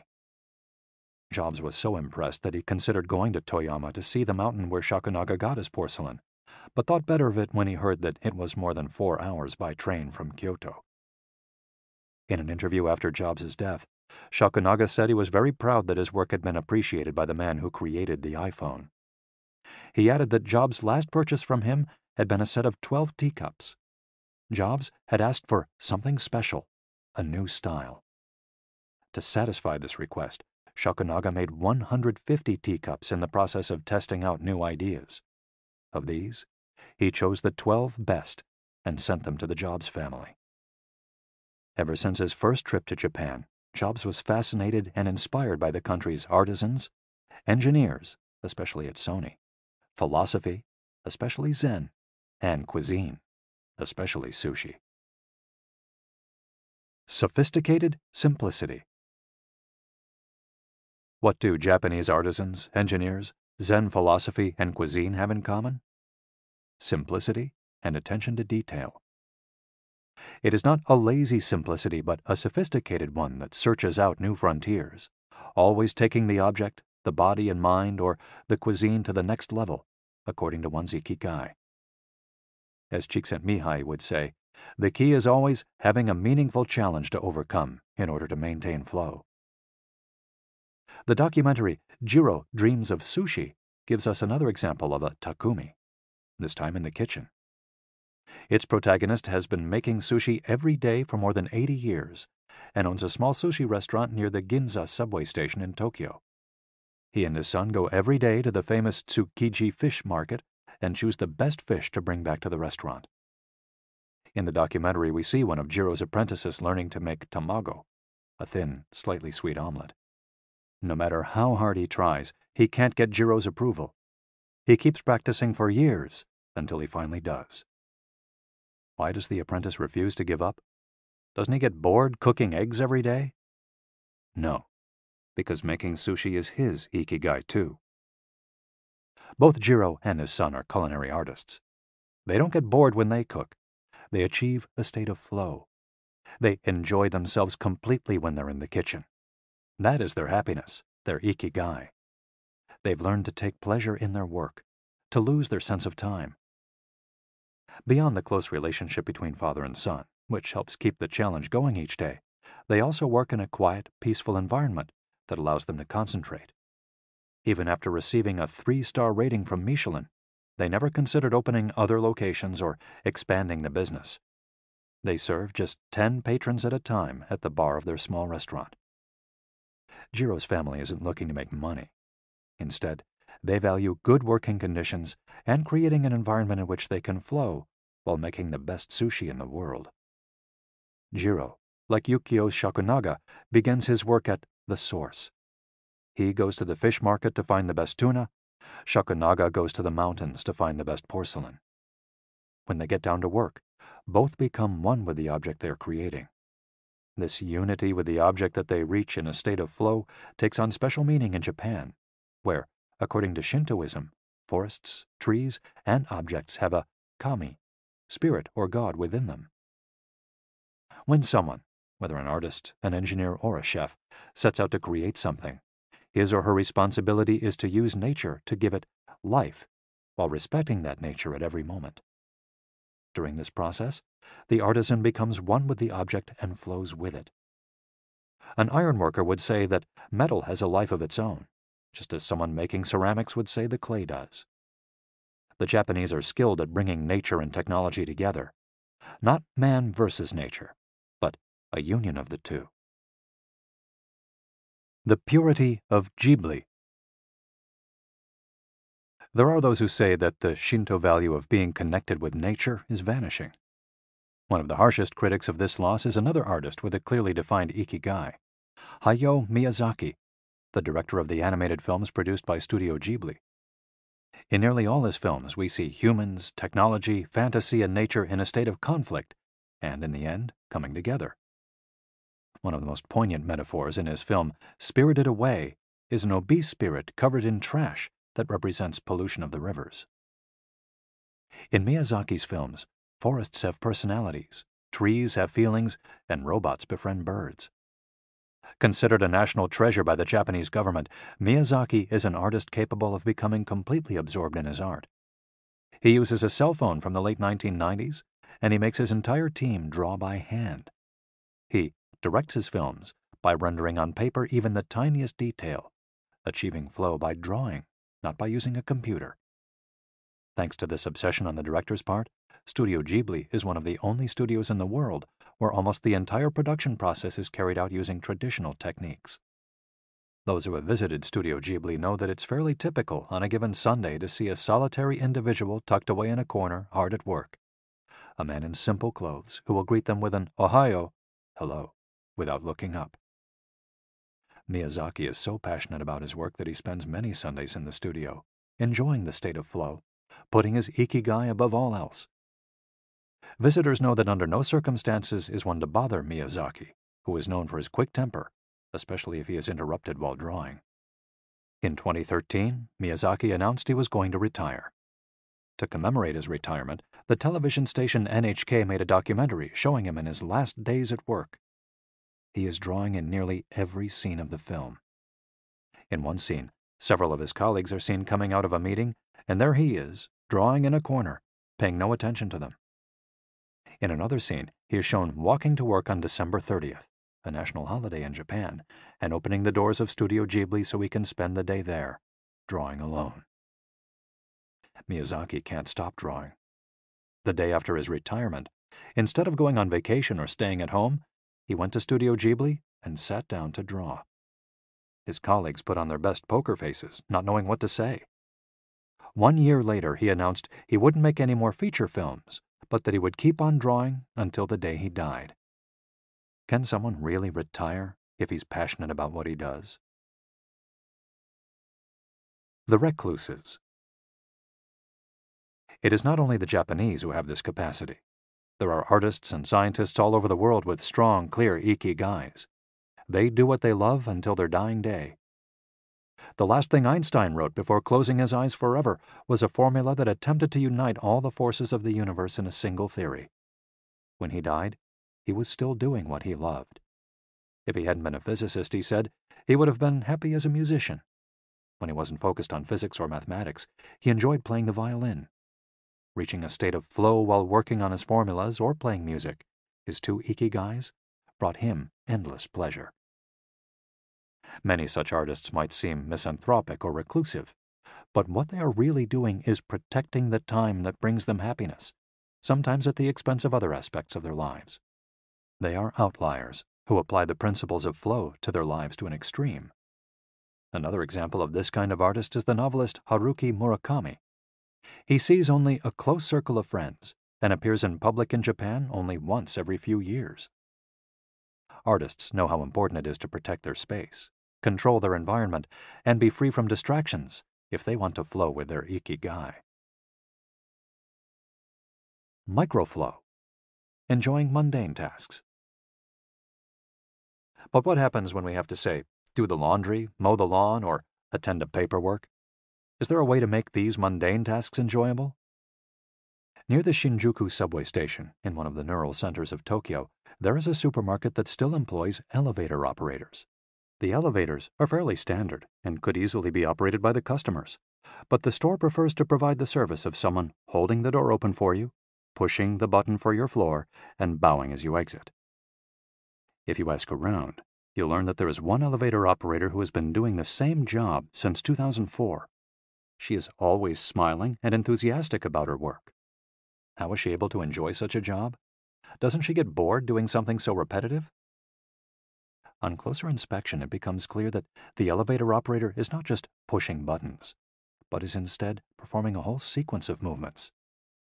She begins by greeting the customers with a song-like salutation, followed by a bow and a welcoming wave of the hand. Then, she presses the elevator button with a graceful movement, as though she is a geisha offering a client a cup of tea. Csikszentmihalyi calls this microflow. We've all been bored in a class or at a conference and started doodling to keep ourselves entertained, or whistled while painting a wall. If we're not truly being challenged, we get bored and add a layer of complexity to amuse ourselves. Our ability to turn routine tasks into moments of microflow, into something we enjoy, is key to our being happy, since we all have to do such tasks. Even Bill Gates washes the dishes every night. He says he enjoys it, that it helps him relax and clear his mind, and that he tries to do it a little better each day, following an established order or set of rules he's made for himself. Plates first, forks second, and so on. It's one of his daily moments of microflow. Richard Feynman, one of the most important physicists of all time, also took pleasure in routine tasks. W. Daniel Hillis, one of the founders of the supercomputer manufacturer Thinking Machines, hired Feynman to work on the development of a computer that could handle parallel processing when he was already world famous. He says Feynman showed up on his first day of work and said, "Okay, boss, what's my assignment?" They didn't have anything prepared, so they asked him to work on a certain mathematical problem.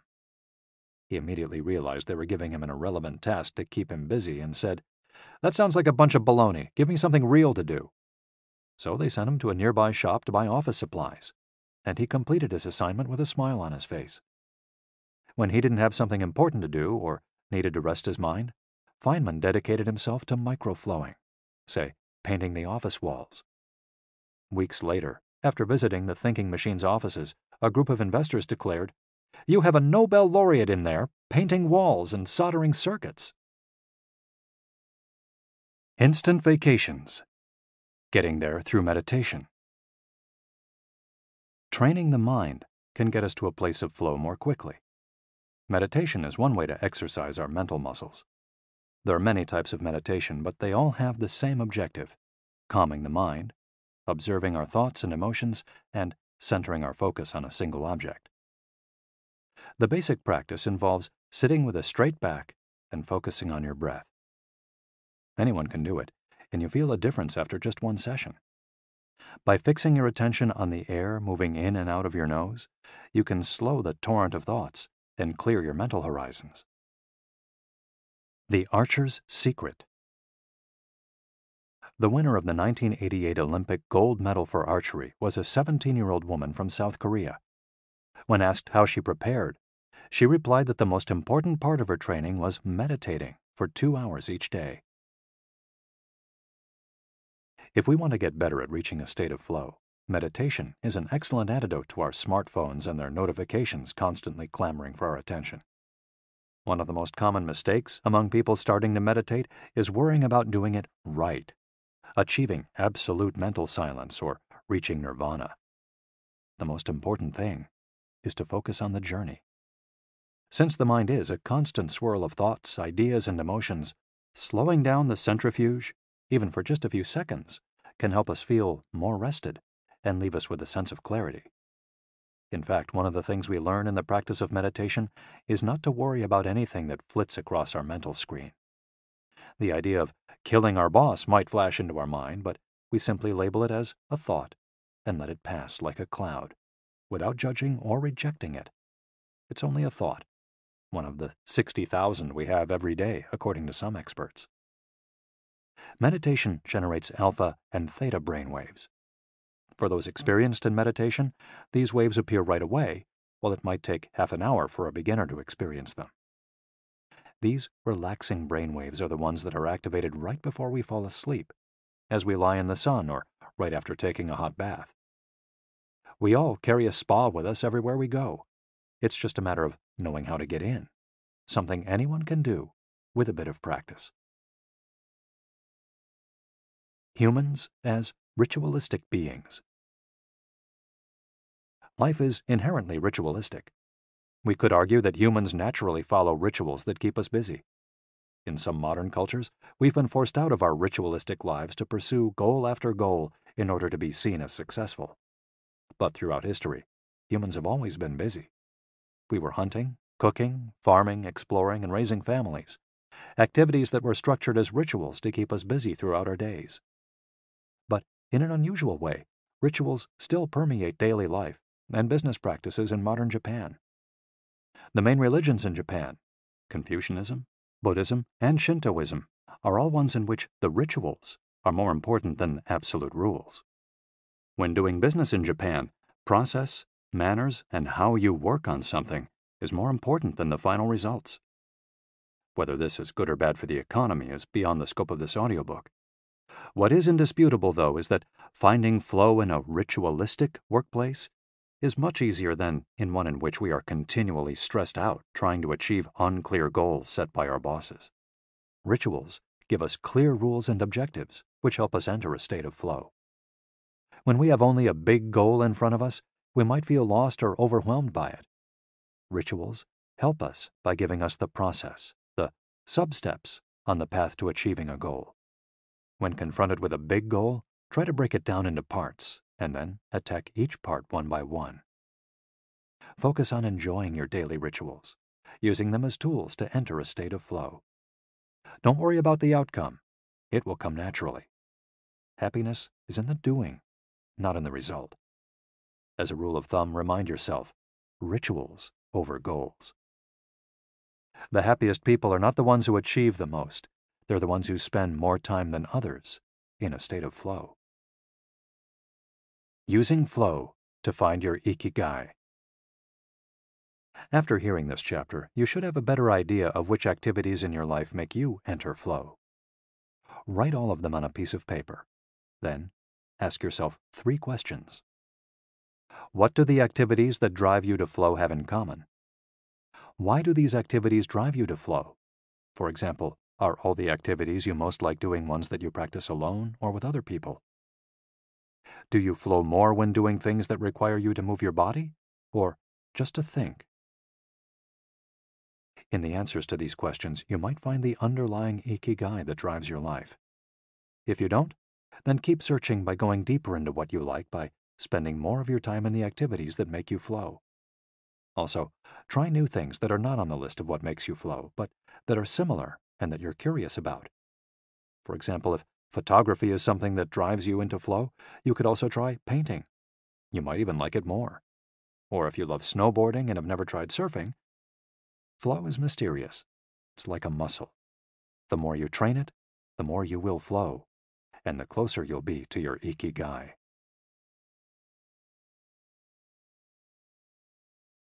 Chapter 5. Masters of Longevity. Words of wisdom from the longest living people in the world.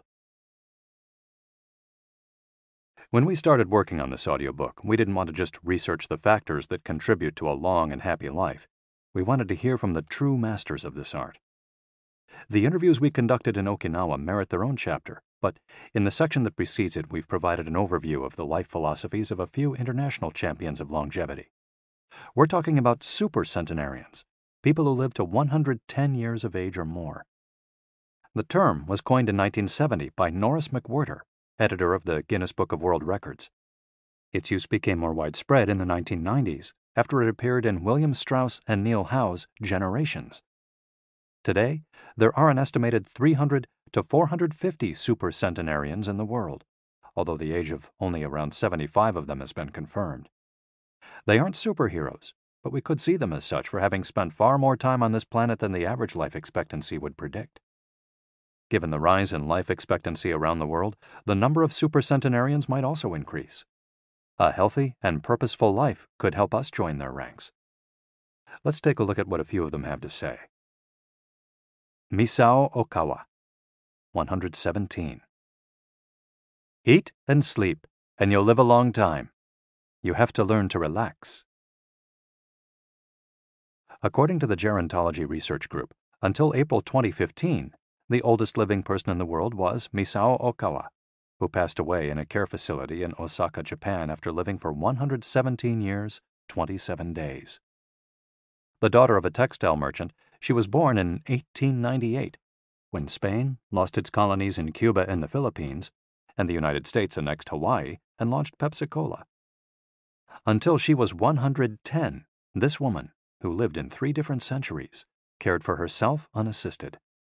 When specialists asked about her self-care routine, Misao answered simply, "Eating sushi and sleeping," to which we should add, having a tremendous thirst for life. When they inquired about her secret for longevity, she answered with a smile, "I ask myself the same thing." Proof that Japan continues to be a factory of long life. In July of the same year, Sakari Momoi passed away at 112 years and 150 days old. At the time, he was the oldest man in the world, though he was younger than 57 women. Maria Capovilla, 116. I've never eaten meat in my life. Born in Ecuador in 1889, Maria Capovilla was recognized by Guinness as the world's oldest person. She died of pneumonia in 2006 at 116 years and 347 days old, leaving behind 3 children, 12 grandchildren, and 20 great and great-great-grandchildren. She gave one of her last interviews at age 107, sharing her memories and her thoughts. "I'm happy, and I give thanks to God who keeps me going. I never thought I'd live so long. I thought I'd die long ago. My husband, Antonio Capovilla, was the captain of a ship. He passed away at 84. We had 2 daughters and a son, and now I have many grandchildren and great-grandchildren. Things were better back in the old days. People behaved better. We used to dance, but we were more restrained. There was this one song I loved dancing to, Maria, by Luis Alarcón. I still remember most of the words. I also remember many prayers and say them every day. I like the waltz, and can still dance it. I also still make crafts. I do some of the things I did when I was in school." When she had finished recalling her past, she began to dance, one of her great passions, with an energy that made her seem decades younger. When asked about her secret for longevity, she responded simply, "I don't know what the secret to long life is. The only thing I do is I've never eaten meat in my life. I attribute it to that." Jean Calment, 122. Everything's fine. Born in Arles, France, in February 1875, Jean Calment lived until August 4, 1997, making her, at 122, the oldest person of verified age in history. She jokingly said that she competed with Methuselah, and there is no question that she broke numerous records as she went on celebrating birthdays. She died of natural causes at the end of a happy life, during which she denied herself almost nothing. She rode a bicycle until she turned 100. She lived on her own until 110, when she agreed to move into a nursing home after accidentally starting a small fire in her apartment. She stopped smoking at 120 when her cataracts started making it hard for her to bring a cigarette to her lips. One of her secrets may have been her sense of humor. As she said on her 120th birthday, "I see badly, I hear badly, and I feel bad, but everything's fine." Walter Bruning, 114. If you keep your mind and body busy, you'll be around a long time. Born in Minnesota in 1896, Walter Bruning was able to see 3 centuries in his lifetime. He died in Montana in 2011 from natural causes. He'd had 2 wives and a 50-year career on the railroad. At 83, he retired to an assisted living center in Montana, where he remained until his death. He is the 2nd oldest man of verified age ever born in the United States. He gave many interviews in his final years, insisting that his longevity stemmed from, among other things, his habit of eating only 2 meals per day and working for as many hours as he could. "Your mind and your body, you keep both busy," he said on his 112th birthday. "You'll be here a long time." Back then, he was still exercising every day. Among Bruning's other secrets, he had a habit of helping others, and he wasn't afraid of dying. As he declared in a 2010 interview with the Associated Press, "We're all going to die, Some people are scared of dying. Never be afraid to die, because you're born to die. Before passing away in 2011, he is said to have told a pastor that he'd made a deal with God. If he wasn't going to get better, it was time to go.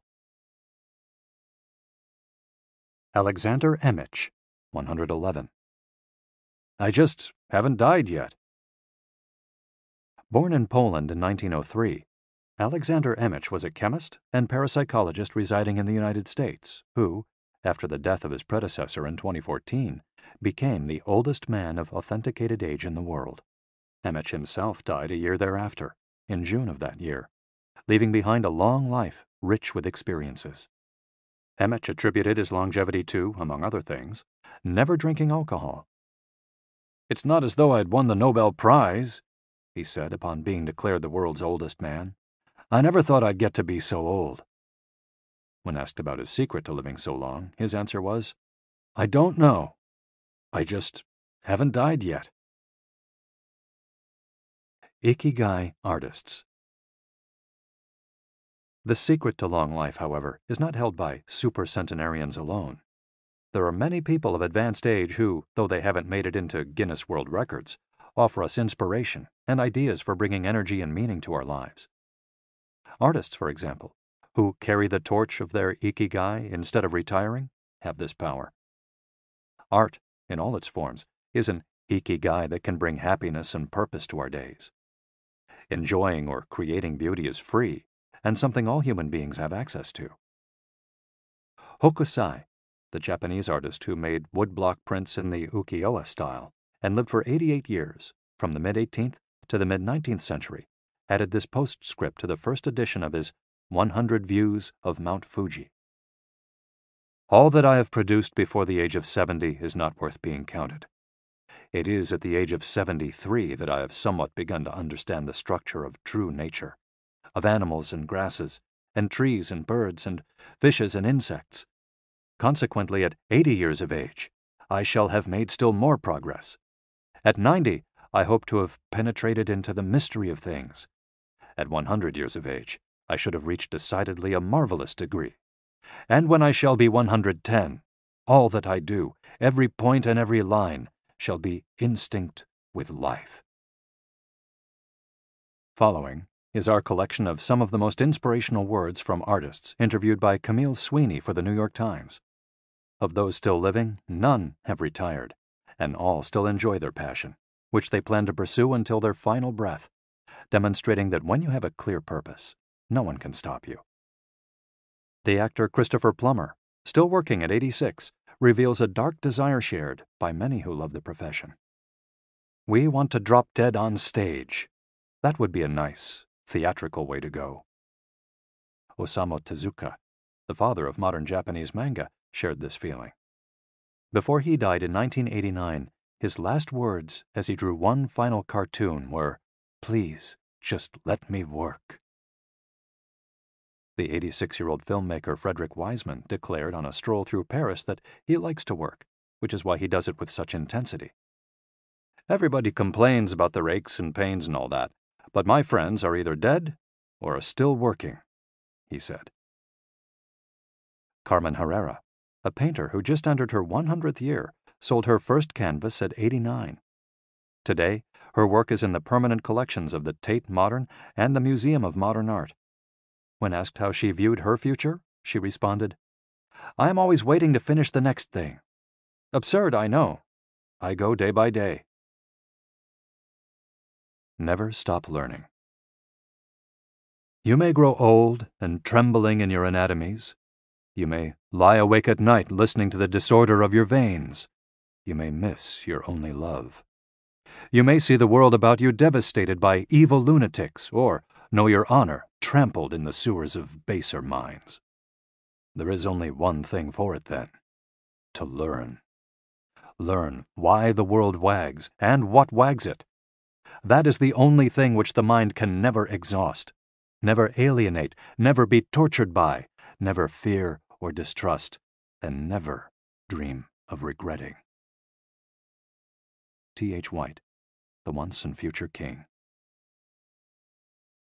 For his part, Naturalist and author Edward O. Wilson asserted, "I feel I have enough experience to join those who are addressing big questions.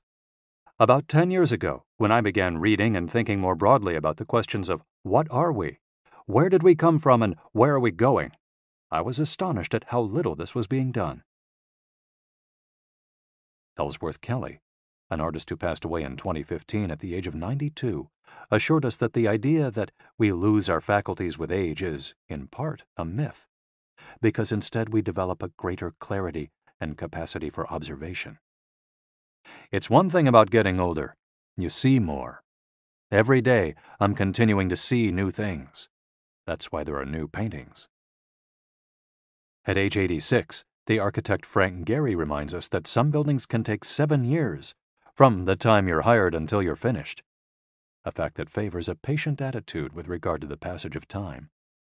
The man responsible for the Guggenheim Museum Bilbao, however, knows how to live in the here and now. You stay in your time. You don't go backward. I think if you relate to the time you're in, you keep your eyes and ears open, read the paper, see what's going on, stay curious about everything, you'll automatically be in your time. Longevity in Japan. Because of its robust civil registry, many of those verified as having lived the longest are found in the United States. However, there are many centenarians living in remote villages in other countries. A peaceful life in the countryside seems pretty common among people who have watched a century pass.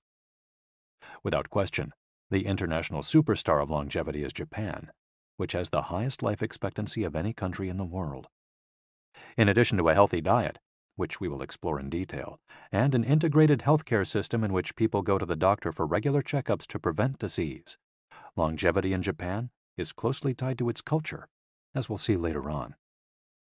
The sense of community and the fact that Japanese people make an effort to stay active until the very end are key elements of their secret to long life. If you want to stay busy even when there's no need to work, there has to be an Ikigai on your horizon, a purpose that guides you throughout your life and pushes you to make things of beauty and utility for the community and yourself. Chapter 6. Lessons from Japan's Centenarians. Traditions and Proverbs for Happiness and Longevity. To get to Ogimi, we had to fly nearly 3 hours from Tokyo to Naha, the capital of Okinawa. Several months earlier, we'd contacted the town council of a place known as the Village of Longevity to explain the purpose of our trip and our intention to interview the oldest members of the community. After numerous conversations, we finally got the help we were looking for and were able to rent a house just outside the town. 1 year after starting this project, we found ourselves on the doorstep of some of the longest living people in the world. We realized right away that time seems to have stopped there, as though the entire town were living in an endless here and now. Arriving in Ogimi. After 2 hours on the road from Naha, we're finally able to stop worrying about the traffic. To our left are the sea and an empty stretch of beach. To our right, the mountainous jungle of Okinawa's Yanbaru forests. Once Route 58 passes Nago, where Orion beer, the pride of Okinawa, is made, it skirts the coast until it reaches Ogimi. Every now and then a few little houses and stores crop up in the narrow stretch of land between the road and the base of the mountain. We pass small clusters of houses scattered here and there as we enter the municipality of Ogimi, but the town doesn't really seem to have a center. Our GPS finally guides us to our destination, the Center for the Support and Promotion of Well-Being, housed in an unattractive cinder block building right off the highway. We go in through the back door, where a man named Taira is waiting for us. Beside him is a petite, cheerful woman who introduces herself as Yuki. 2 other women immediately get up from desks and show us to a conference room.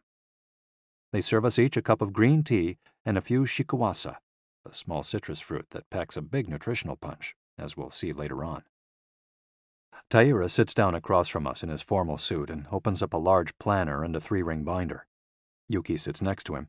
The binder contains a list of all the town's residents, organized by age and club, or moai. Taira points out that these groups of people who help one another are characteristic of Ogimi. The moai are not organized around any concrete objective. They function more like a family. Taira also tells us that volunteer work, rather than money, drives much of what happens in Ogimi. Everyone offers to pitch in, and the local government takes care of assigning tasks. This way, everyone can be useful and feels like part of the community. Ogimi is the penultimate town before Cape Heido, the northernmost point of the largest island in the archipelago. From the top of Ogimi's mountains, we're able to look down over the whole town. Almost everything is the green of the Yanbaru jungle, making us wonder where the nearly 3,200 residents are hiding. We can see a few houses, but they're scattered in little clusters near the sea or in small valleys, accessible by side roads. Communal life. We're invited to eat in one of Ogimi's few restaurants, but when we arrive, the only 3 tables are already reserved. "Don't worry, we'll go to Churaumi instead. It never fills up," says Yuki, walking back to the car. She's still driving at age 88 and takes great pride in that. Her co-pilot is 99 and has also decided to spend the day with us. We have to drive fast to keep up with them on a highway that is sometimes more dirt than asphalt. Finally reaching the other end of the jungle, we can at last sit down to eat. "I don't really go to restaurants," Yuki says as we take our seats. "Almost everything I eat comes from my vegetable garden, and I buy my fish from Tanaka, who's been my friend forever."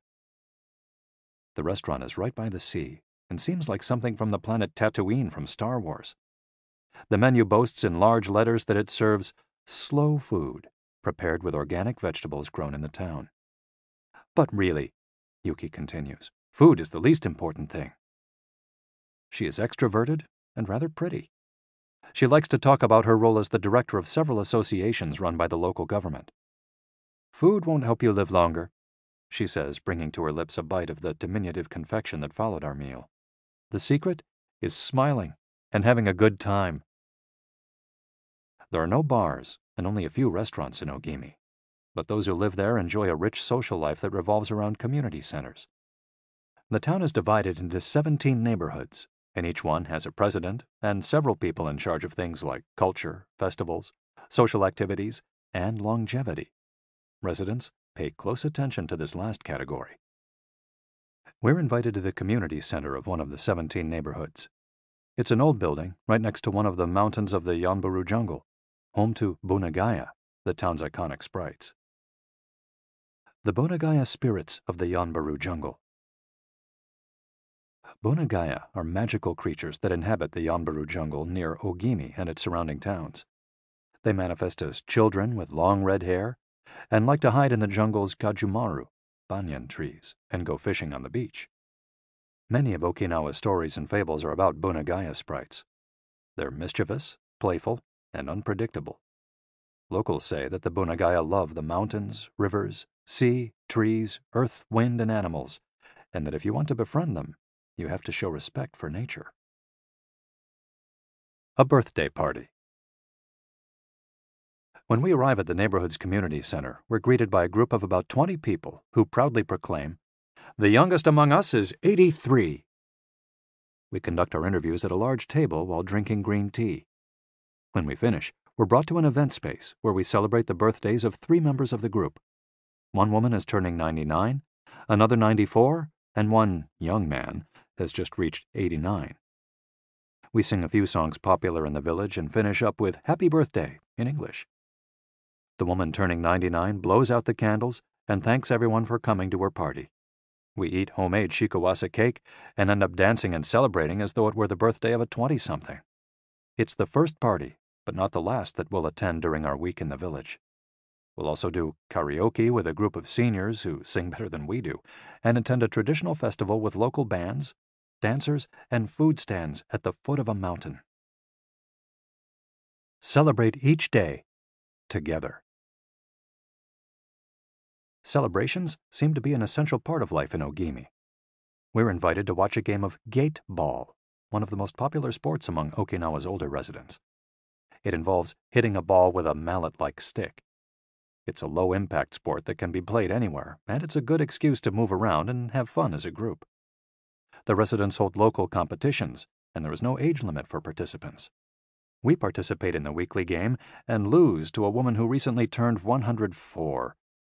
Everyone cheers, and the defeated look on our faces elicits laughter. In addition to playing and celebrating as a community, spirituality is also essential to the happiness of the village's residents.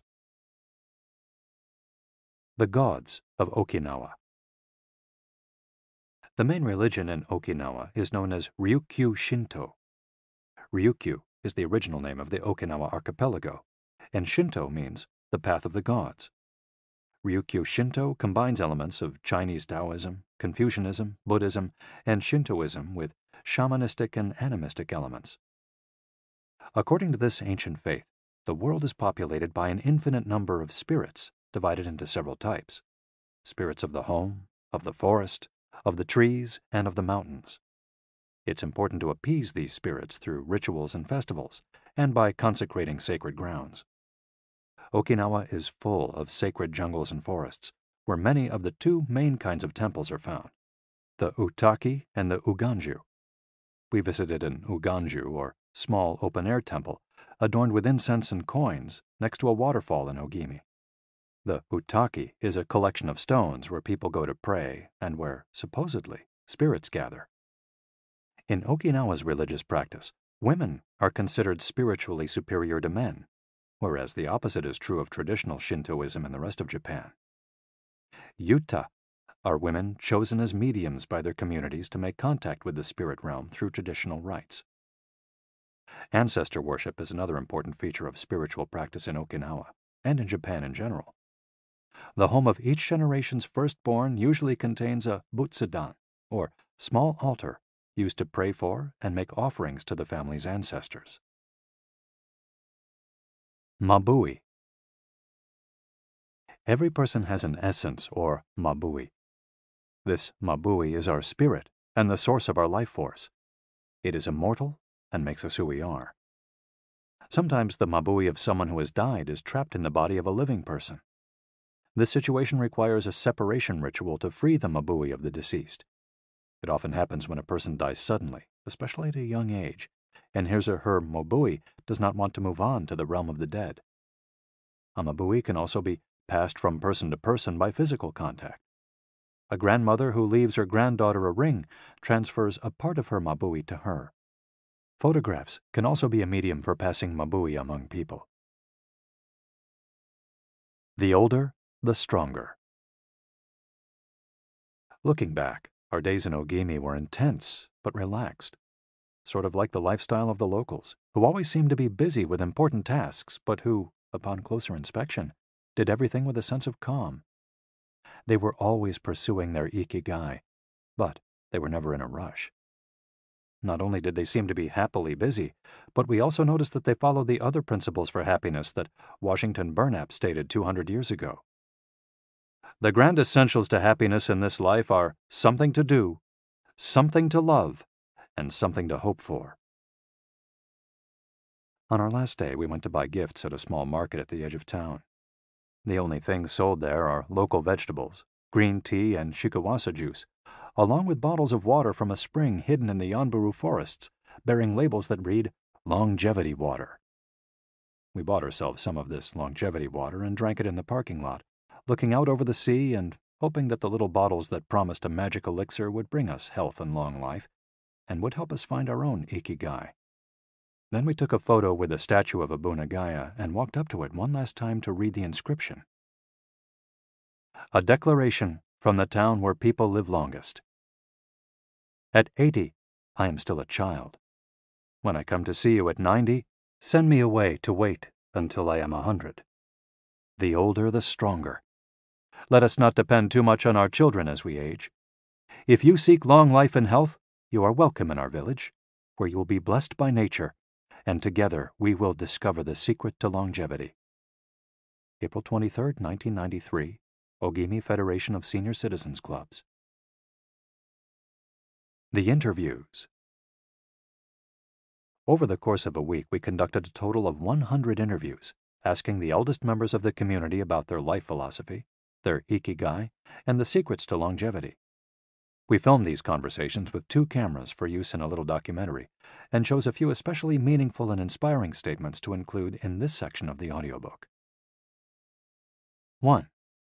Don't worry. The secret to a long life is not to worry, and to keep your heart young. Don't let it grow old. Open your heart to people with a nice smile on your face. If you smile and open your heart, your grandchildren and everyone else will want to see you. The best way to avoid anxiety is to go out in the street and say hello to people. I do it every day. I go out there and say hello and see you later. Then I go home and care for my vegetable garden. In the afternoon, I spend time with friends. Here, everyone gets along. We try not to cause problems. Spending time together and having fun is the only thing that matters. 2. Cultivate good habits. I feel joy every morning waking up at 6 and opening the curtains to look out at my garden where I grow my own vegetables. I go right outside to check on my tomatoes, my mandarin oranges. I love the sight of them. It relaxes me. After an hour in the garden, I go back inside and make breakfast. I plant my own vegetables and cook them myself. That's my Ikigai. The key to staying sharp in old age is in your fingers. From your fingers to your brain and back again. If you keep your fingers busy, you'll live to see 100. I get up at 4 every day. I set my alarm for that time, have a cup of coffee, and do a little exercise, lifting my arms. That gives me energy for the rest of the day. I eat a bit of everything. I think that's the secret. I like variety in what I eat. I think it tastes better. Working. If you don't work, your body breaks down. When I wake up, I go to the Butsudan and light incense. You have to keep your ancestors in mind. It's the first thing I do every morning. I wake up every day at the same time, early, and spend the morning in my vegetable garden. I go dancing with my friends once a week. I do exercise every day, and every morning I go for a little walk. I never forget to do my Taiso exercises when I get up. Eating vegetables, it helps you live longer.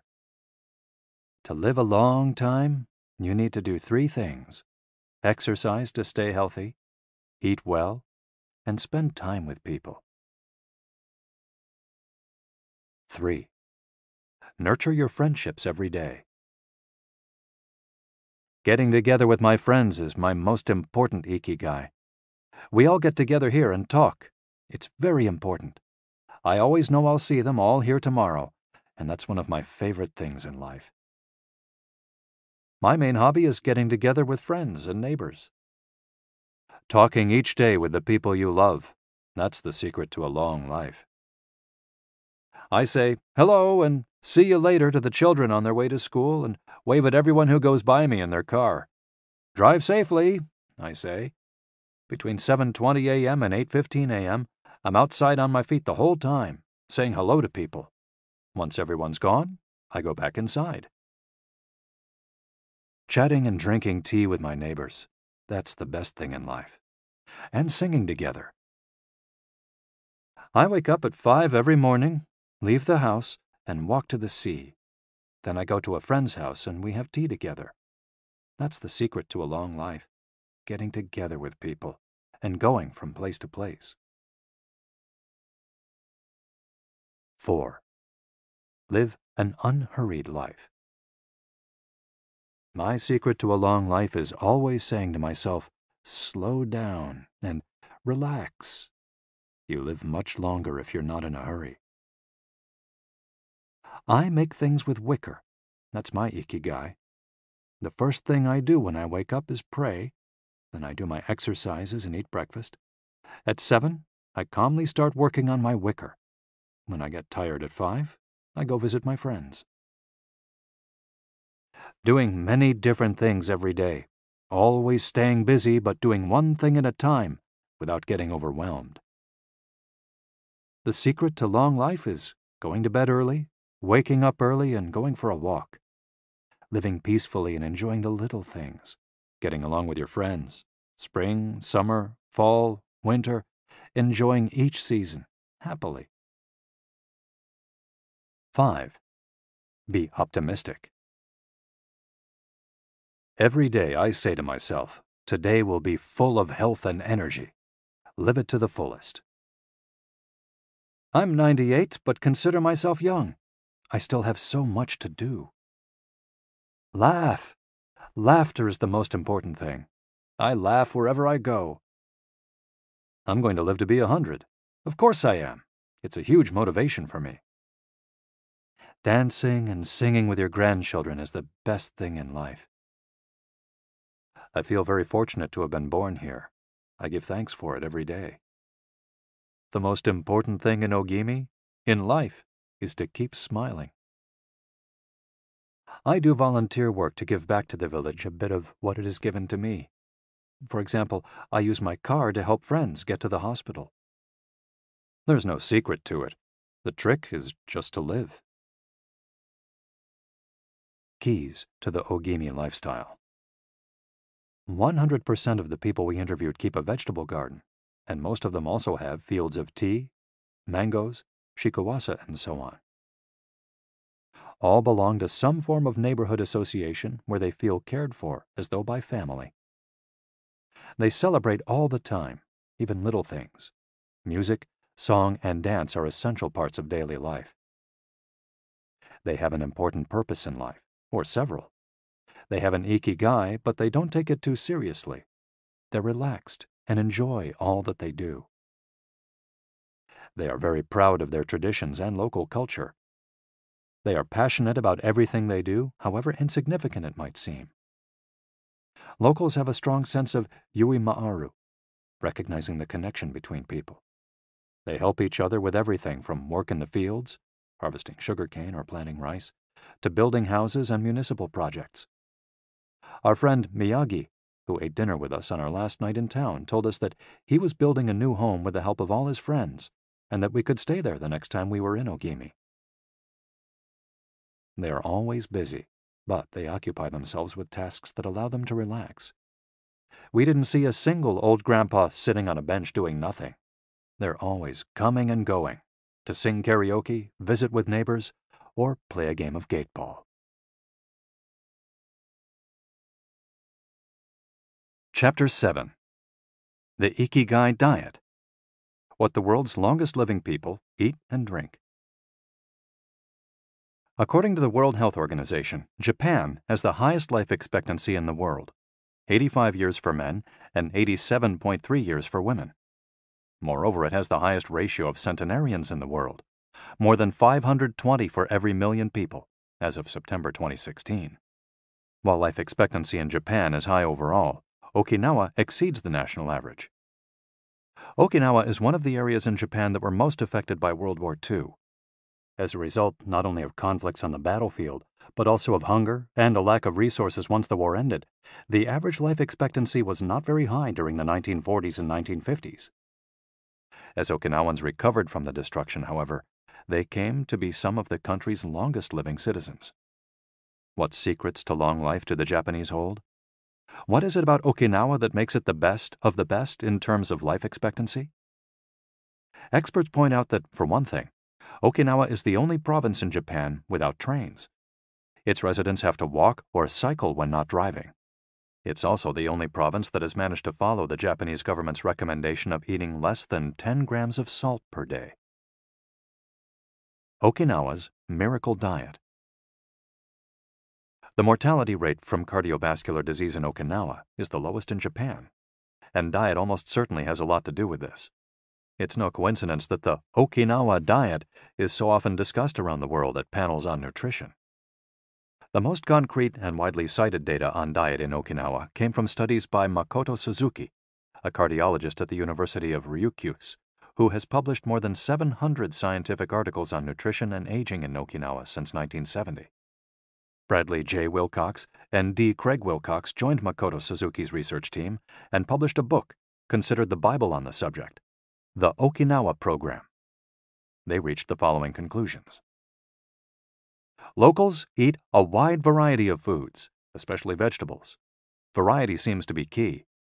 A study of Okinawa's centenarians showed that they ate 206 different foods, including spices, on a regular basis. They ate an average of 18 different foods each day, a striking contrast to the nutritional poverty of our fast food culture. They eat at least 5 servings of fruits and vegetables every day.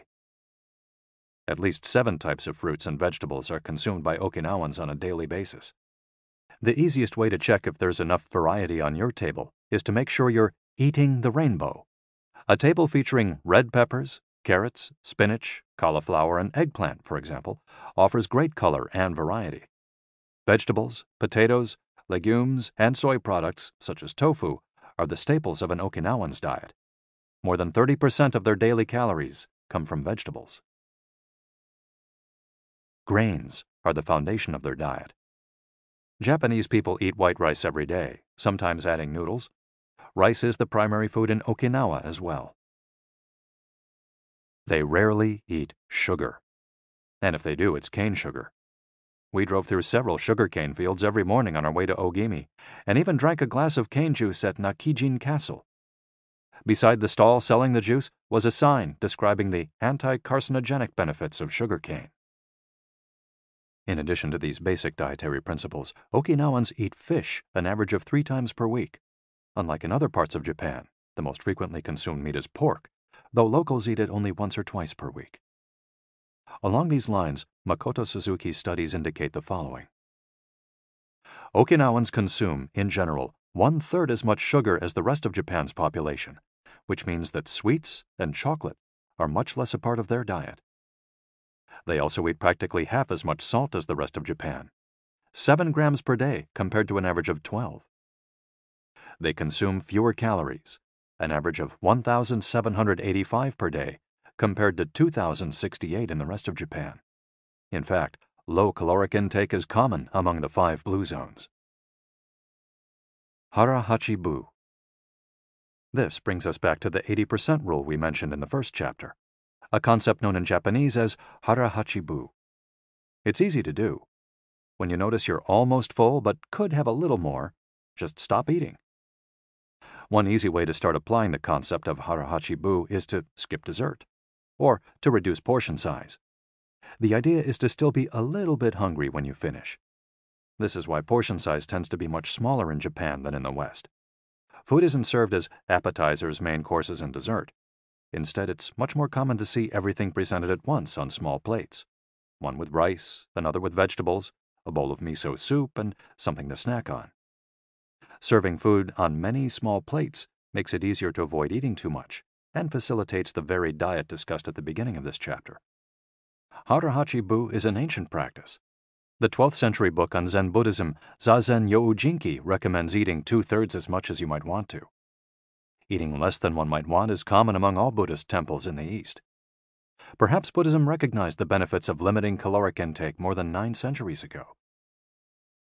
So, eat less to live longer? Few would challenge this idea. Without taking it to the extreme of malnutrition, of course, eating fewer calories than our bodies ask for seems to increase longevity. The key to staying healthy while consuming fewer calories is eating foods with a high nutritional value, especially superfoods, and avoiding those that add to our overall caloric intake but offer little to no nutritional value. The calorie restriction we've been discussing is one of the most effective ways to add years to your life. If the body regularly consumes enough or too many calories, it gets lethargic and starts to wear down, expending significant energy on digestion alone. Another benefit of calorie restriction is that it reduces levels of IGF-1, insulin-like growth factor 1, in the body. IGF-1 is a protein that plays a significant role in the aging process. It seems that one of the reasons humans and animals age is an excess of this protein in their blood. Whether calorie restriction will extend lifespan in humans is not yet known, but data increasingly indicate that moderate calorie restriction with adequate nutrition has a powerful protective effect against obesity, type 2 diabetes, inflammation, hypertension, and cardiovascular disease, and reduces metabolic risk factors associated with cancer. An alternative to following the 80% rule on a daily basis is to fast for 1 or 2 days each week. The 5-2, or fasting diet, recommends 2 days of fasting, consuming fewer than 500 calories every week, and eating normally on the other 5 days. Among its many benefits, fasting helps cleanse the digestive system and allows it to rest. 15 natural antioxidants found in the Okinawan diet. Antioxidants are molecules that slow down the oxidation process in cells, neutralizing the free radicals that cause damage and accelerate aging. The antioxidant power of green tea, for example, is well known and will be discussed later at greater length. Because they are rich in antioxidants and are eaten nearly every day in the region, these 15 foods are considered keys to Okinawan vitality. Tofu, miso, tuna, carrots, goya, a bitter melon, kombu, sea kelp, cabbage, nori, seaweed, onion, soy sprouts, hechima, a cucumber-like gourd, soybeans, boiled or raw, sweet potato, peppers, and sanpin cha, jasmine tea. Sanpin cha, the reigning infusion in Okinawa. Okinawans drink more sanpin cha, a mix of green tea and jasmine flowers, than any other kind of tea. The closest approximation in the West would be the jasmine tea that usually comes from China. A 1988 study conducted by Hiroko Sho at the Okinawa Institute of Science and Technology indicates that jasmine tea reduces blood cholesterol levels. Sanpin cha can be found in many different forms in Okinawa and is even available in vending machines. In addition to all the antioxidant benefits of green tea, it boasts the benefits of jasmine, which include reducing the risk of heart attack, strengthening the immune system, helping relieve stress, lowering cholesterol. Okinawans drink an average of 3 cups of sanpin cha every day. It might be hard to find exactly the same blend in the West, but we can drink jasmine tea or even a high-quality green tea instead. The secrets of green tea. Green tea has been credited for centuries with significant medicinal properties. Recent studies have confirmed its many benefits and have attested to the importance of this ancient plant in the longevity of those who drink it often. Originally from China, where it's been consumed for millennia, green tea didn't make its way to the rest of the world until just a few centuries ago. Unlike other teas, and as a result of being air-dried without fermentation, it retains its active elements even after being dried and crumbled.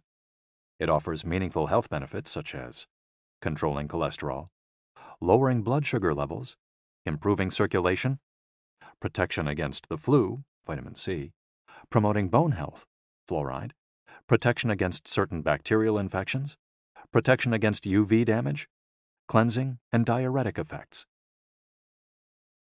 White tea, with its high concentration of polyphenols, may be even more effective against aging. In fact, it's considered to be the natural product with the greatest antioxidant power in the world, to the extent that 1 cup of white tea might pack the same punch as a dozen glasses of orange juice. In summary, drinking green or white tea every day can help us reduce the free radicals in our bodies, keeping us young longer. The powerful shikuwasa. Shikuwasa is the citrus fruit par excellence of Okinawa, and Ogimi is its largest producer in all of Japan. The fruit is extremely acidic. It's impossible to drink shikuwasa juice without diluting it first with water. Its taste is somewhere between that of a lime and a mandarin orange, to which it bears a family resemblance. Shikuwasas also contain high levels of nobiletin, a flavonoid rich in antioxidants. All citrus fruits, grapefruits, oranges, lemons, are high in nobiletin, but Okinawa's shikuwasas have 40 times as much as oranges. Consuming nobiletin has been proven to protect us from arteriosclerosis, cancer, type 2 diabetes, and obesity in general. Shikuwasas also contain vitamins C and B, beta-carotene, and minerals. They're used in many traditional dishes and to add flavor to food, and are squeezed to make juice. While conducting research at the birthday parties of the town's grandparents, we were served shikuwasa cake. The antioxidant canon for Westerners. In 2010, the UK's Daily Mirror published a list of foods recommended by experts to combat aging. Among these foods readily available in the West are vegetables, such as broccoli and chard, for their high concentration of water, minerals, and fiber. Oily fish, such as salmon, mackerel, tuna, and sardines, for all the antioxidants in their fat. Fruits, such as citrus, strawberries, and apricots.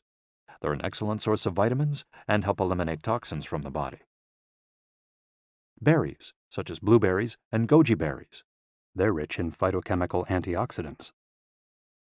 Dried fruits, which contain vitamins and antioxidants and give you energy. Grains, such as oats and wheat, which give you energy and contain minerals. Olive oil, for its antioxidant effects that show in your skin. Red wine, in moderation, for its antioxidant and vasodilatory properties. Foods that should be eliminated are refined sugar and grains, processed baked goods, and prepared foods, along with cow's milk and all its derivatives. Following this diet will help you feel younger and slow the process of premature aging. Chapter 8. Gentle Movements, Longer Life. Exercises from the East that promote health and longevity. Studies from the Blue Zone suggest that the people who live the longest are not the ones who do the most exercise, but rather the ones who move the most. When we visited Ogimi, the village of longevity, we discovered that even people over 80 and 90 years old are still highly active. They don't stay at home looking out the window or reading the newspaper. Ogimi's residents walk a lot, do karaoke with their neighbors, get up early in the morning, and as soon as they've had breakfast, or even before, head outside to weed their gardens. They don't go to the gym or exercise intensely, but they almost never stop moving in the course of their daily routines. As easy as getting out of your chair. Metabolism slows down 90% after 30 minutes of sitting. The enzymes that move the bad fat from your arteries to your muscles, where it can get burned off, slow down, and after 2 hours, good cholesterol drops 20%. Just getting up for 5 minutes is going to get things going again. These things are so simple they're almost stupid, says Gavin Bradley in a 2015 interview with Bridget Schulte for The Washington Post. Bradley is one of the preeminent experts on the subject, and the director of an international organization dedicated to building awareness of how detrimental sitting all the time can be to our health. If we live in a city, we might find it hard to move in natural and healthy ways every day, but we can turn to exercises that have proven for centuries to be good for the body.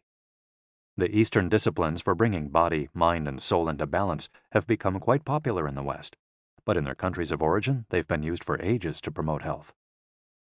Yoga, originally from India, though very popular in Japan, and China's Qigong and Tai Chi, among other disciplines, seek to create harmony between a person's body and mind so they can face the world with strength, joy, and serenity. They're touted as elixirs of youth, and science has endorsed the claim. These gentle exercises offer extraordinary health benefits and are particularly appropriate for older individuals who have a harder time staying fit. Tai Chi has been shown, among other things, to slow the development of osteoporosis and Parkinson's disease, to increase circulation, and to improve muscle tone and flexibility. Its emotional benefits are just as important. It's a great shield against stress and depression. You don't need to go to the gym for an hour every day or run marathons. As Japanese centenarians show us, all you need is to add movement to your day. Practicing any of these Eastern disciplines on a regular basis is a great way to do so. An added benefit is that they all have well-defined steps, and as we heard in Chapter 4, disciplines with clear rules are good for flow. If you don't like any of these disciplines, feel free to choose a practice that you love and that makes you move. Following, we'll take a look at some of the practices that promote health and longevity. But first, a little appetizer, a singularly Japanese exercise for starting your day. Radio Taiso. This morning warm-up has been around since before World War II. The radio part of its name is from when the instructions for each exercise were transmitted over the radio, but today people usually do these movements while tuned to a television channel or internet video demonstrating the steps. One of the main purposes of doing radio Taiso is to promote a spirit of unity among participants. The exercises are always done in groups, usually in schools before the start of classes, and in businesses before the workday begins. Statistics show that 30% of Japanese practice radio Taiso for a few minutes every morning. But radio Taiso is one thing that almost everyone we interviewed in Ogimi had in common. Even the residents of the nursing home we visited dedicated at least 5 minutes every day to doing it, though some did the exercises from their wheelchairs. We joined them on their daily practice, and we felt refreshed for the rest of the day. When these exercises are done in a group, it's usually on a sports field or in a large reception hall, and typically involves some kind of loudspeaker. The exercises take 5 or 10 minutes, depending on whether you do all or only some of them. They focus on dynamic stretching and increasing joint mobility. One of the most iconic Radio Taiso exercises consists of simply raising your arms above your head and then bringing them down in a circular motion. It's a tool to wake up the body, an easy mobility workout that is low in intensity and that focuses on exercising as many joints as possible. It might seem basic, but in our modern lives, we can spend days without raising our arms above our ears. Think about it. Our arms are down when using computers, when using smartphones, when reading books. One of the few times we raise our hands over our heads is when reaching for something in a cupboard or closet, while our ancestors were raising their hands over their heads all the time when gathering things from trees. Radio Taiso helps us to practice all the basic movements of the body. Yoga. Popular in Japan as well as in the West, yoga can be done by almost anyone. Some of its poses have even been adapted for pregnant women and practitioners with physical disabilities.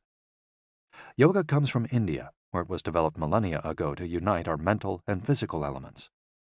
The word yoga itself comes from the Sanskrit term for yoke, which refers to the crosspiece that binds draft animals to one another and to the cart they're pulling. Yoga strives to unite body and mind in the same way, guiding us toward a healthy lifestyle in harmony with the world around us. The main objectives of yoga are to bring us closer to our human nature, mental and physical purification, to bring us closer to the divine. Styles of yoga. Though all are oriented towards similar goals, there are many different types of yoga that vary according to the traditions and texts from which they were developed. The differences among them lie, as the masters say, in the path taken to the summit of our best self. Jnana Yoga. The yoga of wisdom, the search for discipline and mental growth. Karma Yoga focuses on action, on tasks and duties that benefit oneself and one's community. Bhakti Yoga, the yoga of devotion and surrender to the divine.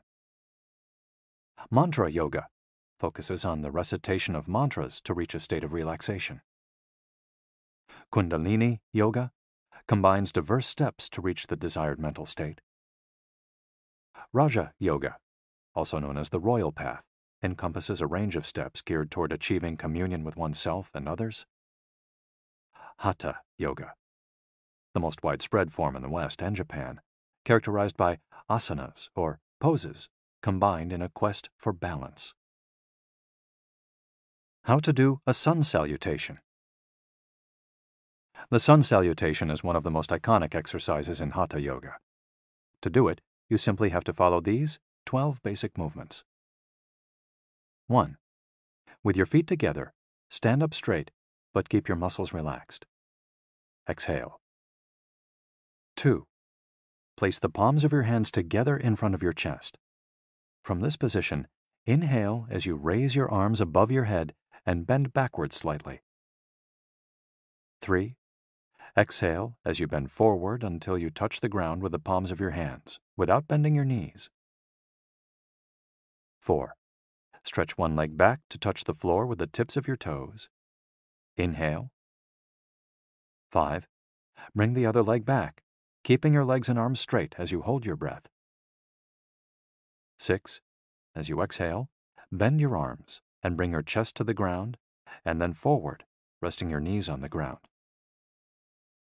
7. Straighten your arms and bend your spine back, keeping the lower half of your body on the ground. Inhale. 8. With your hands and feet on the ground, lift your hips until your arms and legs are straight and your body forms an upside-down V. Exhale throughout the movement. 9. Bring forward the same leg you'd stretched back earlier and bend it so that your knee and foot are aligned under your head and between your hands. Inhale. 10. Exhale as you bring your back foot forward and straighten your legs, keeping your hands on the ground as in posture 3. 11.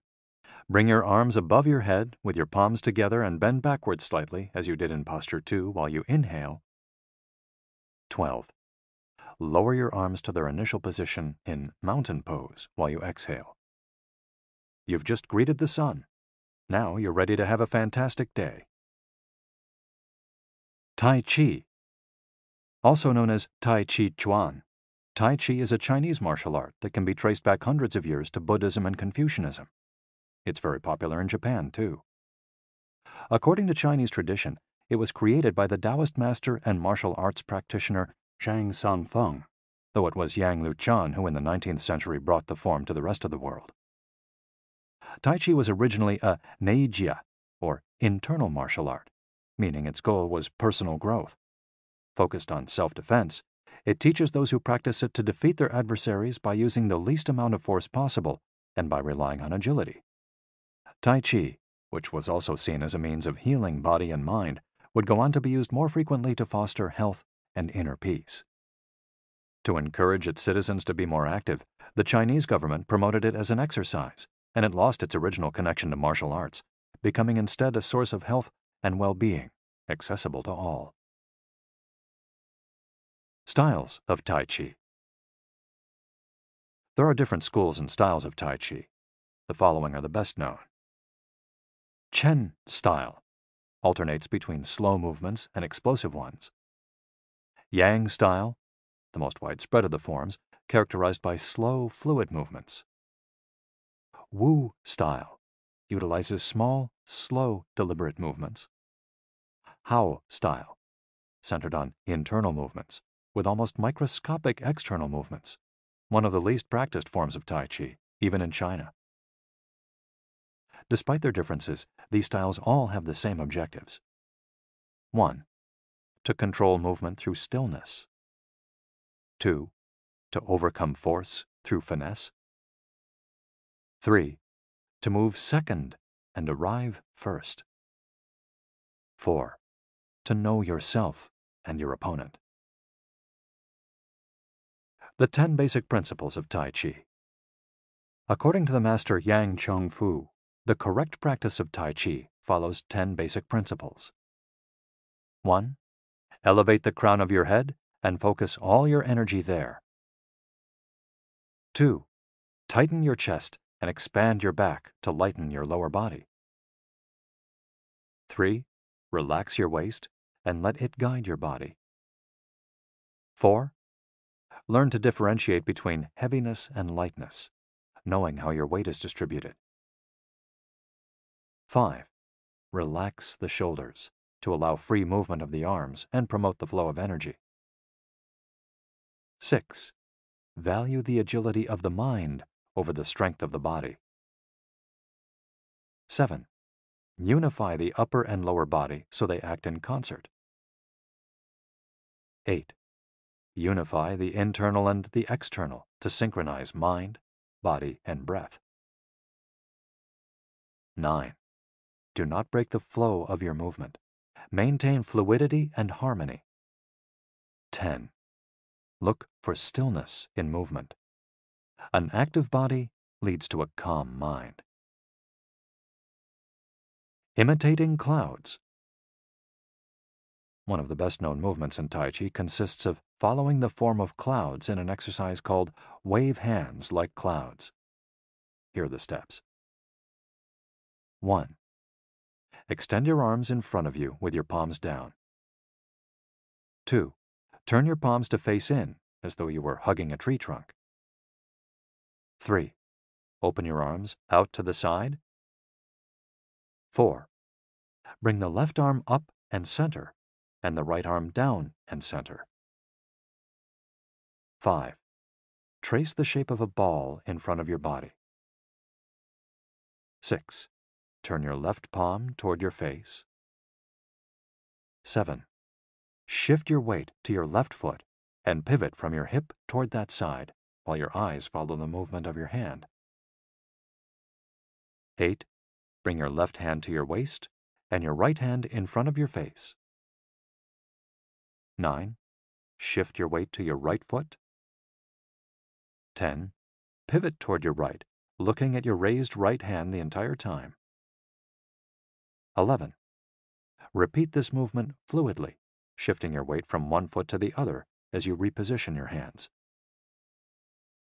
12.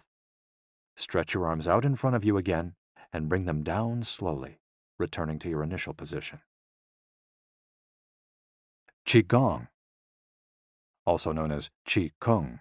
Its name combines Qi, life force or energy, and Gong, work, indicating that the form works with the individual's life force. Though relatively modern, especially under its current name, the art of Qigong is based on the Tao Yin, an ancient art meant to foster mental and physical well-being.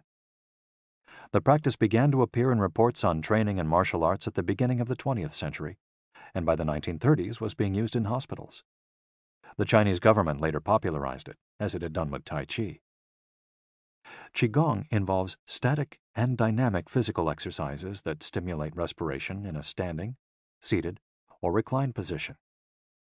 There are many different styles of Qigong, but all of them seek to strengthen and regenerate Qi. Though its movements are typically gentle, the practice is intense. Benefits of Qigong. According to numerous international scientific studies, Qigong, like Tai Chi and yoga, offers significant health benefits. The following stand out among those proven through scientific research, as observed by Dr. Kenneth M. Sancer of San Francisco's Qigong Institute in his article, Medicinal Applications of Qigong. Modification of brainwaves. Improved balance of sex hormones. Lower mortality rate from heart attacks. Lower blood pressure in patients with hypertension. Greater bone density. Better circulation. Deceleration of symptoms associated with senility. Greater balance and efficiency of bodily functions. Increased blood flow to the brain and greater mind-body connection. Improved cardiac function.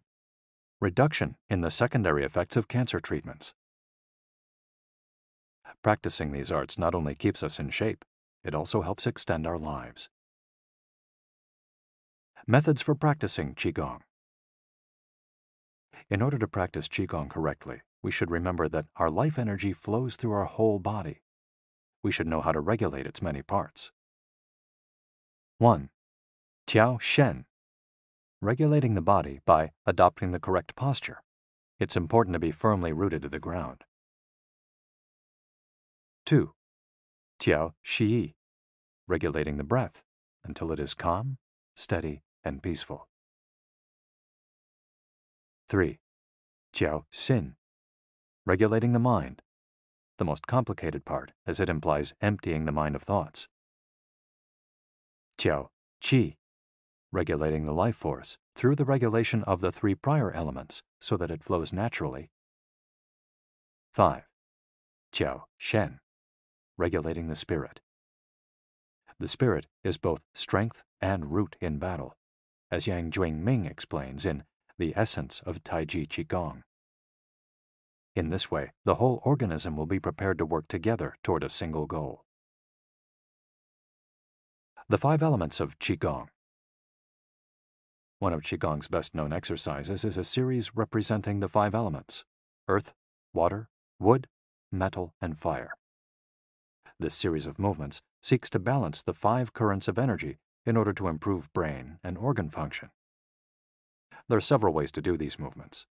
In this case, we're following the model of Professor Maria Isabel Garcia Monreal from the Qigong Institute in Barcelona.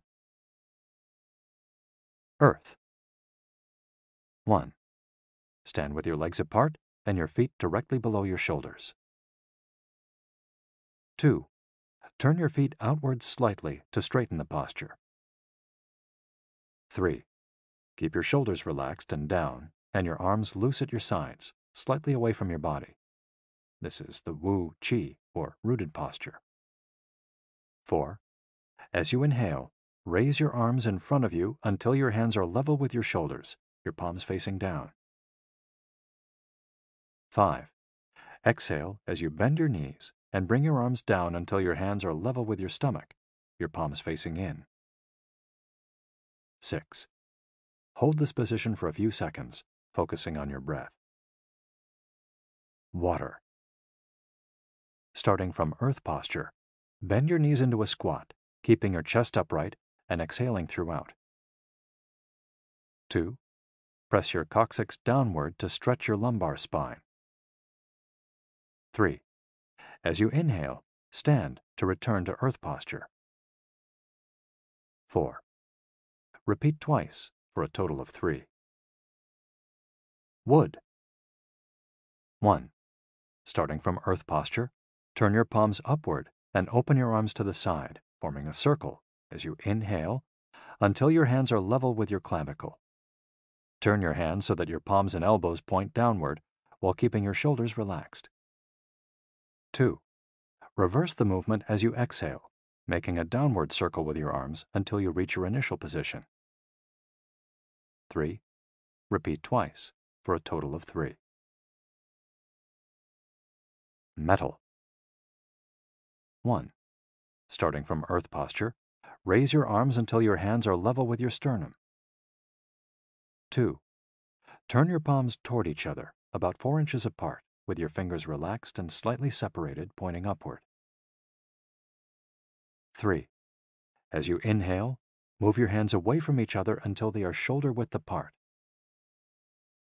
4. As you exhale, bring your hands toward each other until they are back in position 2. 5. Repeat twice for a total of 3, observing the concentration of energy as you bring your hands together in front of your lungs. Fire. 1.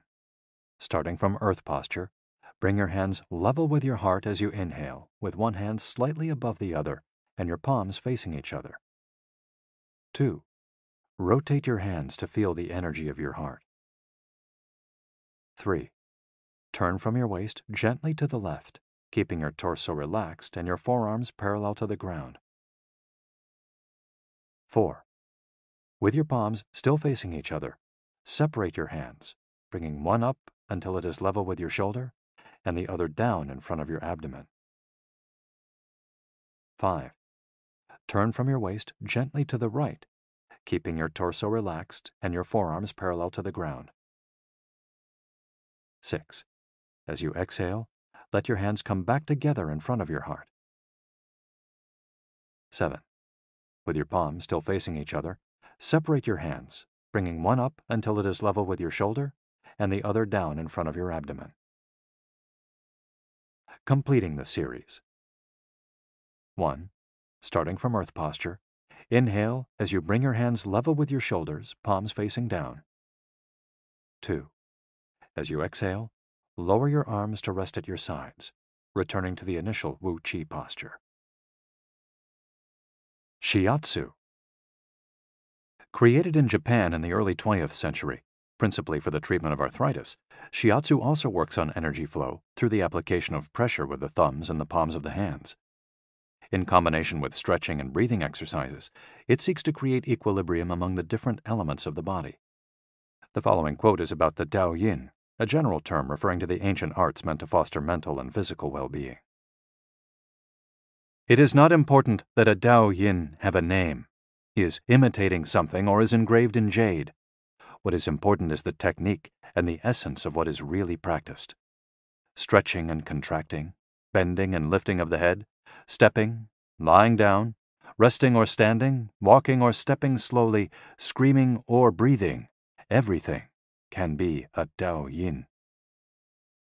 Ge Hong. Breathe better. Live longer. The book Shu Chen Shishu, known in the West as 10 Books on the Cultivation of Perfection, dates back to the 13th century and is a compendium of materials from diverse sources on developing the mind and body. It quotes, among others, the celebrated Chinese doctor and essayist Sun Simiao, who lived during the 6th century.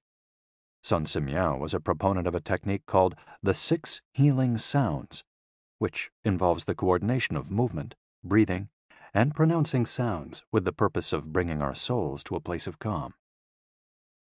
The 6 sounds are XU, pronounced like shh, with a deep sigh, which is associated with the liver.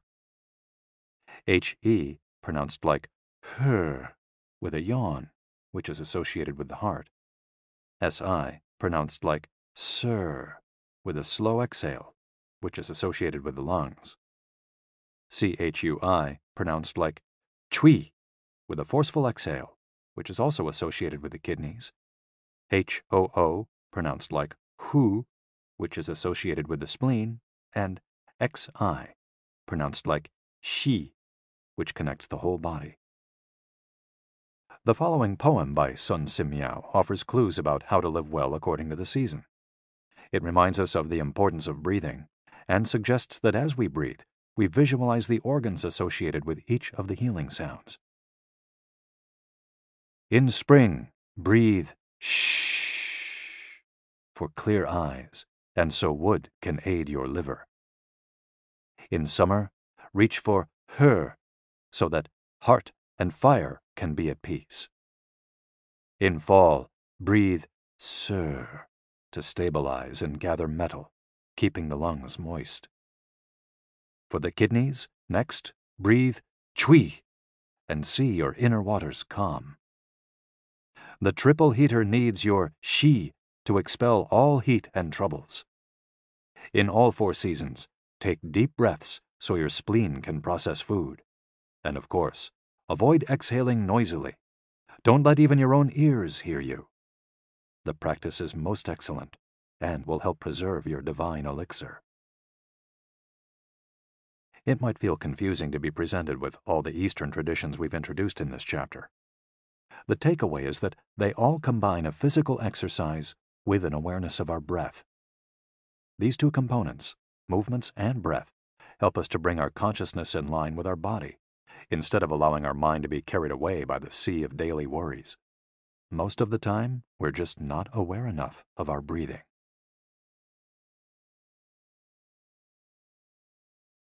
Chapter 9. Resilience and Wabi-sabi. How to face life's challenges without letting stress and worry age you. What is resilience? One thing that everyone with a clearly defined Ikigai has in common is that they pursue their passion no matter what. They never give up, even when the cards seem stacked against them or they face one hurdle after another. We're talking about resilience, a concept that's become influential among psychologists. But resilience isn't just the ability to persevere.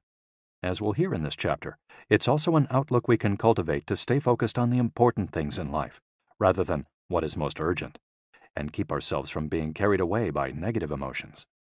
In the final section of the chapter, we'll explore techniques that go beyond resilience to cultivate anti-fragility. Sooner or later, we all have to face difficult moments, and the way we do this can make a huge difference to our quality of life. Proper training for our mind, body, and emotional resilience is essential for confronting life's ups and downs. Nana Korobia Oki. Fall 7 times. Rise 8. Japanese proverb. Resilience is our ability to deal with setbacks. The more resilient we are, the easier it will be to pick ourselves up and get back to what gives meaning to our lives. Resilient people know how to stay focused on their objectives, on what matters, without giving in to discouragement. Their flexibility is the source of their strength. They know how to adapt to change and to reversals of fortune. They concentrate on the things they can control and don't worry about those they can't. In the words of the famous Serenity Prayer by Reinhold Niebuhr, God, give us grace to accept with serenity the things that cannot be changed, courage to change the things which should be changed, and the wisdom to distinguish the one from the other. Emotional resilience through Buddhism and Stoicism.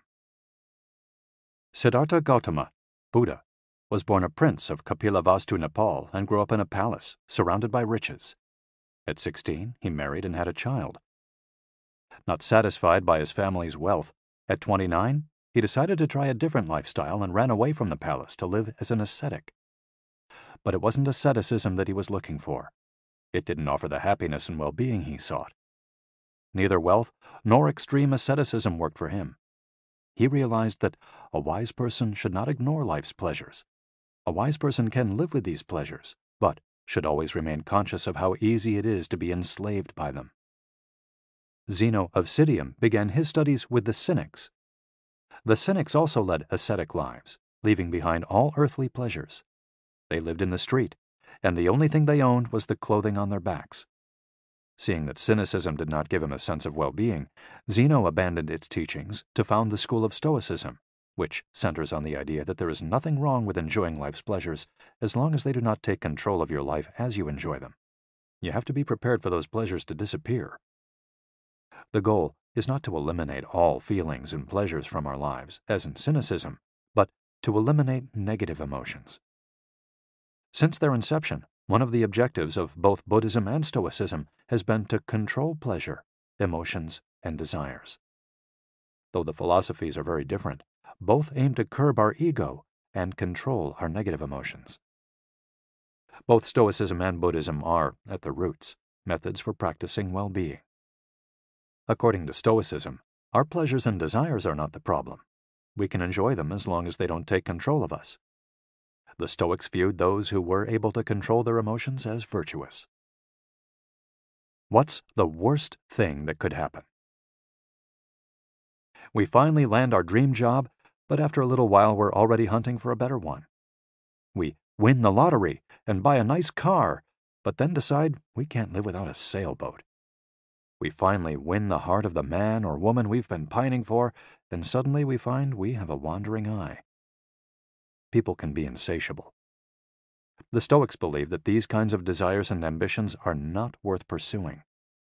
The objective of the virtuous person is to reach a state of tranquility, apatheia, the absence of negative feelings such as anxiety, fear, shame, vanity, and anger, and the presence of positive feelings such as happiness, love, serenity, and gratitude. In order to keep their minds virtuous, the Stoics practiced something like negative visualization. They imagined the worst thing that could happen in order to be prepared if certain privileges and pleasures were taken from them. To practice negative visualization, we have to reflect on negative events, but without worrying about them. Seneca, one of the richest men in ancient Rome, lived a life of luxury, but was, nonetheless, an active Stoic. He recommended practicing negative visualization every night before falling asleep. In fact, he not only imagined these negative situations, he actually put them into practice. For example, by living for a week without servants, or the food and drink he was used to as a wealthy man. As a result, he was able to answer the question, what's the worst thing that could happen? Meditating for healthier emotions. In addition to negative visualization and not giving in to negative emotions, another central tenet of Stoicism is knowing what we can control and what we can't, as we see in the Serenity Prayer. Worrying about things that are beyond our control accomplishes nothing. We should have a clear sense of what we can change and what we can't, which in turn will allow us to resist giving in to negative emotions. In the words of Epictetus, "It's not what happens to you, but how you react that matters." In Zen Buddhism, meditation is a way to become aware of our desires and emotions, and thereby free ourselves from them. It's not simply a question of keeping the mind free of thoughts, but instead involves observing our thoughts and emotions as they appear, without getting carried away by them. In this way, we train our minds not to get swept up in anger, jealousy, or resentment. One of the most commonly used mantras in Buddhism focuses on controlling negative emotions. Om Mani Padme Hum, in which Om is the generosity that purifies the ego, Ma is the ethics that purifies jealousy, Ni is the patience that purifies passion and desire, Pad is the precision that purifies bias, Me is the surrender that purifies greed, and Hum is the wisdom that purifies hatred.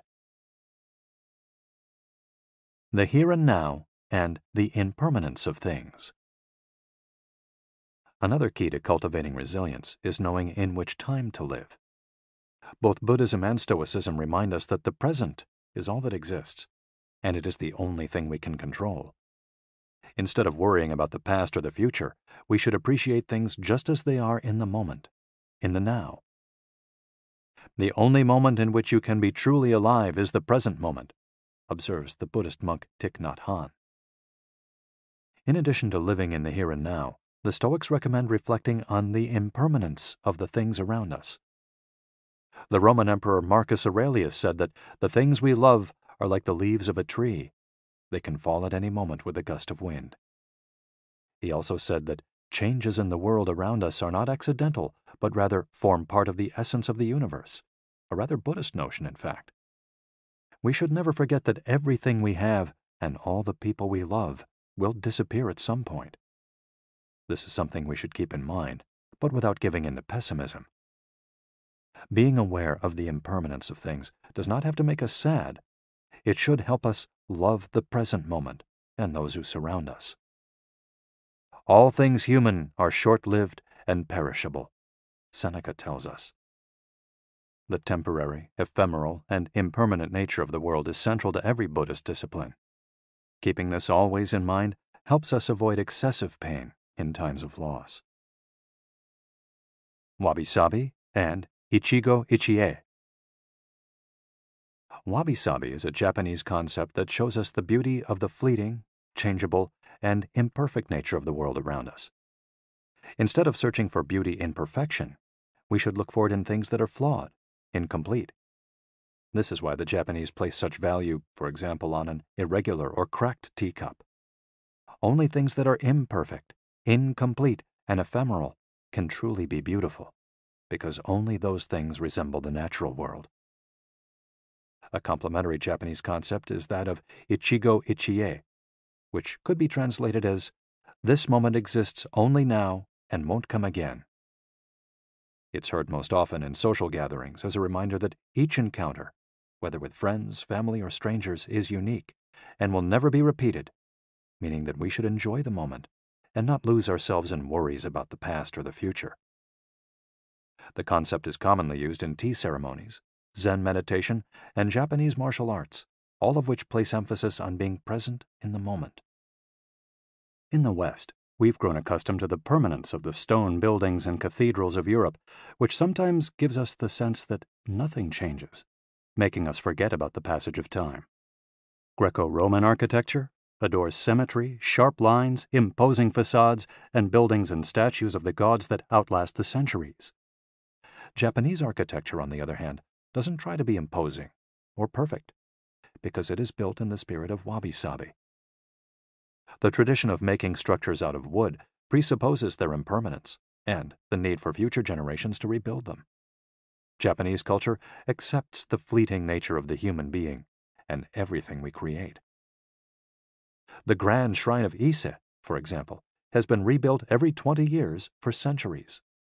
The most important thing is not to keep the building standing for generations, but to preserve customs and traditions, things that can withstand the passage of time better than structures made by human hands. The key is to accept that there are certain things over which we have no control, like the passage of time and the ephemeral nature of the world around us. Ichigo-ichie teaches us to focus on the present and enjoy each moment that life brings us. This is why it's so important to find and pursue our Ikigai. Wabi-sabi teaches us to appreciate the beauty of imperfection as an opportunity for growth. Beyond resilience. Anti-fragility. As the legend goes, the first time Hercules faced the Hydra, he despaired when he discovered that cutting off one of its heads meant that two would grow back in its place. He would never be able to kill the beast if it got stronger with every wound.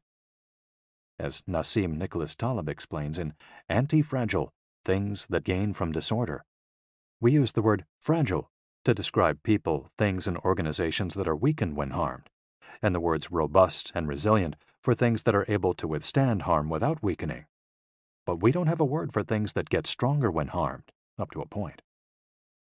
To refer to the kind of power possessed by the Hydra of Lerna, to talk about things that get stronger when they are harmed, Taleb proposed the term anti-fragile. Anti-fragility is beyond resilience or robustness. The resilient resists shocks and stays the same. The anti-fragile gets better. Catastrophes and exceptional circumstances offer good models for explaining anti-fragility. In 2011, a tsunami hit the Tohoku region of Japan, doing tremendous damage to dozens of cities and towns along the coast, most famously Fukushima. When we visited the affected coast 2 years after the catastrophe, having driven for hours along cracked highways and past one empty gas station after another, we passed through several ghost towns whose streets had been taken over by the remnants of houses, piles of cars, and empty train stations. These towns were fragile spaces that had been forgotten by the government and could not recover on their own. Other places, such as Ishinomaki and Kisenuma, suffered extensive damage but were rebuilt within a few years, thanks to the efforts of many. Ishinomaki and Kisenuma showed how resilient they were in their ability to return to normal after the catastrophe. The earthquake that caused the tsunami also affected the Fukushima nuclear power plant. The Tokyo Electric Power Company engineers working at the plant were not prepared to recover from that kind of damage. The Fukushima nuclear facility is still in a state of emergency and will be for decades to come. It demonstrated its fragility in the face of an unprecedented catastrophe. The Japanese financial markets closed minutes after the earthquake. Which businesses did the best in the aftermath? Stock in big construction companies has been steadily on the rise since 2011. The need to rebuild the entire coast of Tohoku is a boon for construction. In this case, Japanese construction companies are anti-fragile, since they benefited enormously from the catastrophe. Now let's take a look at how we can apply this concept to our daily lives. How can we be more anti-fragile? Step 1. Create redundancies. Instead of having a single salary, try to find a way to make money from your hobbies, at other jobs, or by starting your own business. If you have only one salary, you might be left with nothing should your employer run into trouble, leaving you in a position of fragility. On the other hand, if you have several options and you lose your primary job, it might just happen that you end up dedicating more time to your secondary job, and maybe even make more money at it. You would have beaten that stroke of bad luck and would be, in that case, anti-fragile. 100% of the seniors we interviewed in Ogimi had a primary and secondary occupation. Most of them kept a vegetable garden as a secondary job and sold their produce at the local market. The same idea goes for friendships and personal interests. It's just a matter, as the saying goes, of not putting all your eggs in one basket. In the sphere of romantic relationships, there are those who focus all their energy on their partner and make him or her their whole world. Those people lose everything if the relationship doesn't work out. Whereas, if they've cultivated strong friendships and a full life along the way, they'll be in a better position to move on at the end of a relationship. They'll be anti-fragile. Right now, you might be thinking, I don't need more than one salary, and I'm happy with the friends I've always had. Why should I add anything new? It might seem like a waste of time to add variation to our lives because extraordinary things don't ordinarily happen. We slip into a comfort zone. But the unexpected always happens, sooner or later. Step 2. Bet conservatively in certain areas and take many small risks in others. The world of finance turns out to be very useful in explaining this concept. If you have $10,000 saved up, you might put $9,000 of that into an index fund or fixed-term deposit and invest the remaining $1,000 in 10 startups with huge growth potential, say $100 in each. One possible scenario is that 3 of the companies fail. You lose $300. The value of 3 other companies goes down. You lose another $100 or $200. The value of 3 goes up. You make $100 or $200. And the value of one of the startups increases 20-fold. You make nearly $2,000, or maybe even more. You still make money, even if 3 of the businesses go completely belly up. You've benefited from the damage, just like the Hydra. The key to becoming anti-fragile is taking on small risks that might lead to great reward without exposing ourselves to dangers that might sink us, such as investing $10,000 in a fund of questionable reputation that we saw advertised in the newspaper. Step 3. Get rid of the things that make you fragile. We're taking the negative route for this exercise. Ask yourself, what makes me fragile? Certain people, things, and habits generate losses for us and make us vulnerable. Who and what are they? When we make our New Year's resolutions, we tend to emphasize adding new challenges to our lives. It's great to have this kind of objective, but setting good riddance goals can have an even bigger impact. For example, stop snacking between meals. Eat sweets only once a week. Gradually pay off all debt. Avoid spending time with toxic people. Avoid spending time doing things we don't enjoy simply because we feel obligated to do them. Spend no more than 20 minutes on Facebook each day. To build resilience into our lives, we shouldn't fear adversity because each setback is an opportunity for growth. If we adopt an anti-fragile attitude, we'll find a way to get stronger with every blow, refining our lifestyle and staying focused on our Ikigai. Taking a hit or two can be viewed as either a misfortune or an experience that we can apply to all areas of our lives as we continually make corrections and set new and better goals. As Taleb writes in Anti-Fragile, we need randomness, mess, adventures, uncertainty, self-discovery, hear traumatic episodes, all these things that make life worth living. We encourage those interested in the concept of anti-fragility to read Nassim Nicholas Taleb's Anti-Fragile. Life is pure imperfection, as the philosophy of wabi-sabi teaches us, and the passage of time shows us that everything is fleeting. But if you have a clear sense of your Ikigai, each moment will hold so many possibilities that it will seem almost like an eternity.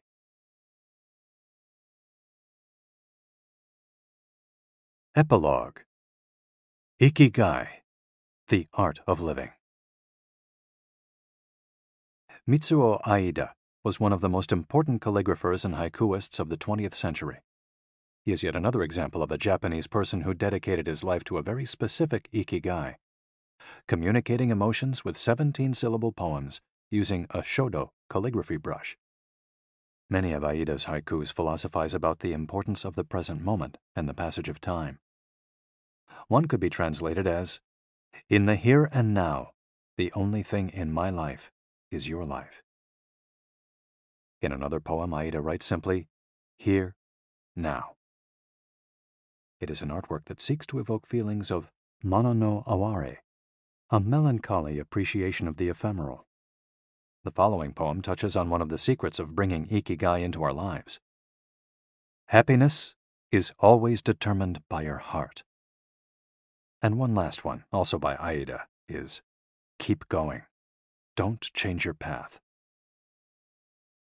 Once you discover your Ikigai, pursuing it and nurturing it every day will bring meaning to your life. The moment your life has this purpose, you will achieve a happy state of flow in all you do, like the calligrapher at his canvas or the chef who, after half a century, still prepares sushi for his patrons with love. Conclusion. Our Ikigai is different for all of us, but one thing we have in common is that we're all searching for meaning. When we spend our days feeling connected to what is meaningful to us, we live more fully. When we lose the connection, we feel despair. Modern life estranges us more and more from our true nature, making it very easy for us to lead lives lacking in meaning. Powerful forces and incentives, money, power, attention, success, distract us on a daily basis. Don't let them take over your life. Our intuition and curiosity are very powerful internal compasses to help us connect with our Ikigai. Follow those things you enjoy and get away from or change those you dislike. Be led by your curiosity and keep busy by doing things that fill you with meaning and happiness. It doesn't need to be a big thing.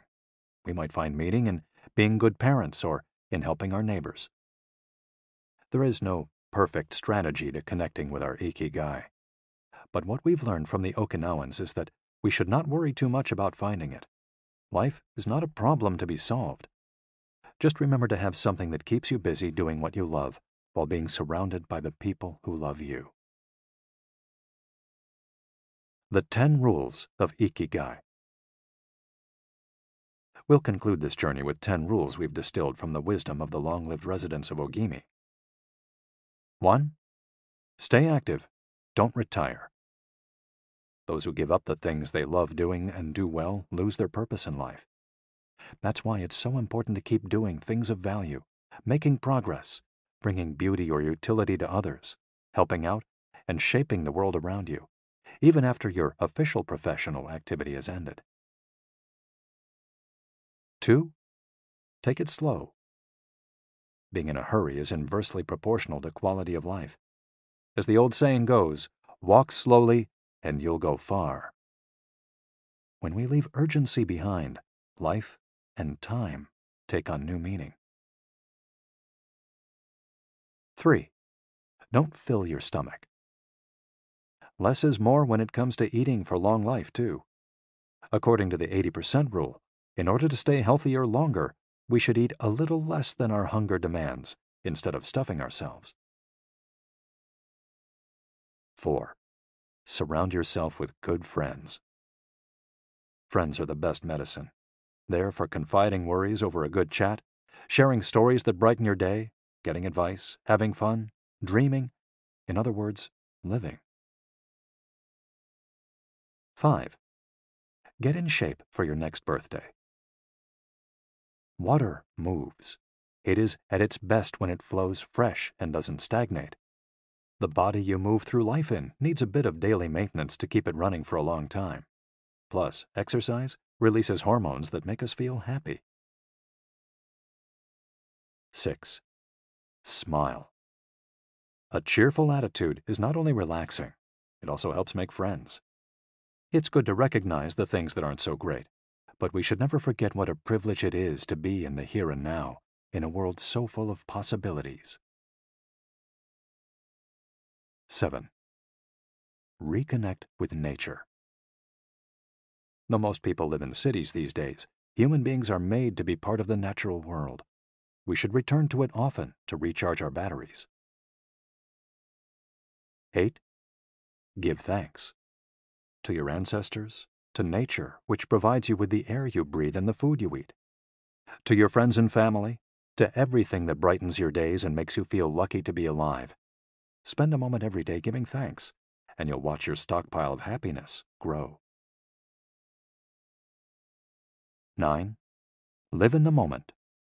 Stop regretting the past and fearing the future. Today is all you have. Make the most of it. Make it worth remembering. 10. Follow your Ikigai. There is a passion inside you, a unique talent that gives meaning to your days and drives you to share the very best of yourself until the very end. If you don't know what your Ikigai is yet, as Viktor Frankl says, your mission is to discover it. The authors of this audiobook wish you a long, happy, and purposeful life. Thank you for joining us. Hector Garcia and Francesc Miralles. You've been listening to Ikigai, The Japanese Secret to a Long and Happy Life by Hector Garcia and Francesc Miralles, narrated by Walter Dixon. If you've enjoyed this audiobook and this performance, then please visit our website, gildanmedia.com. That's GILDANMEDIA.com, where you'll find a wide selection of titles in business and finance, personal development, psychology, and much, much more. And thank you for being a Gildan audio listener.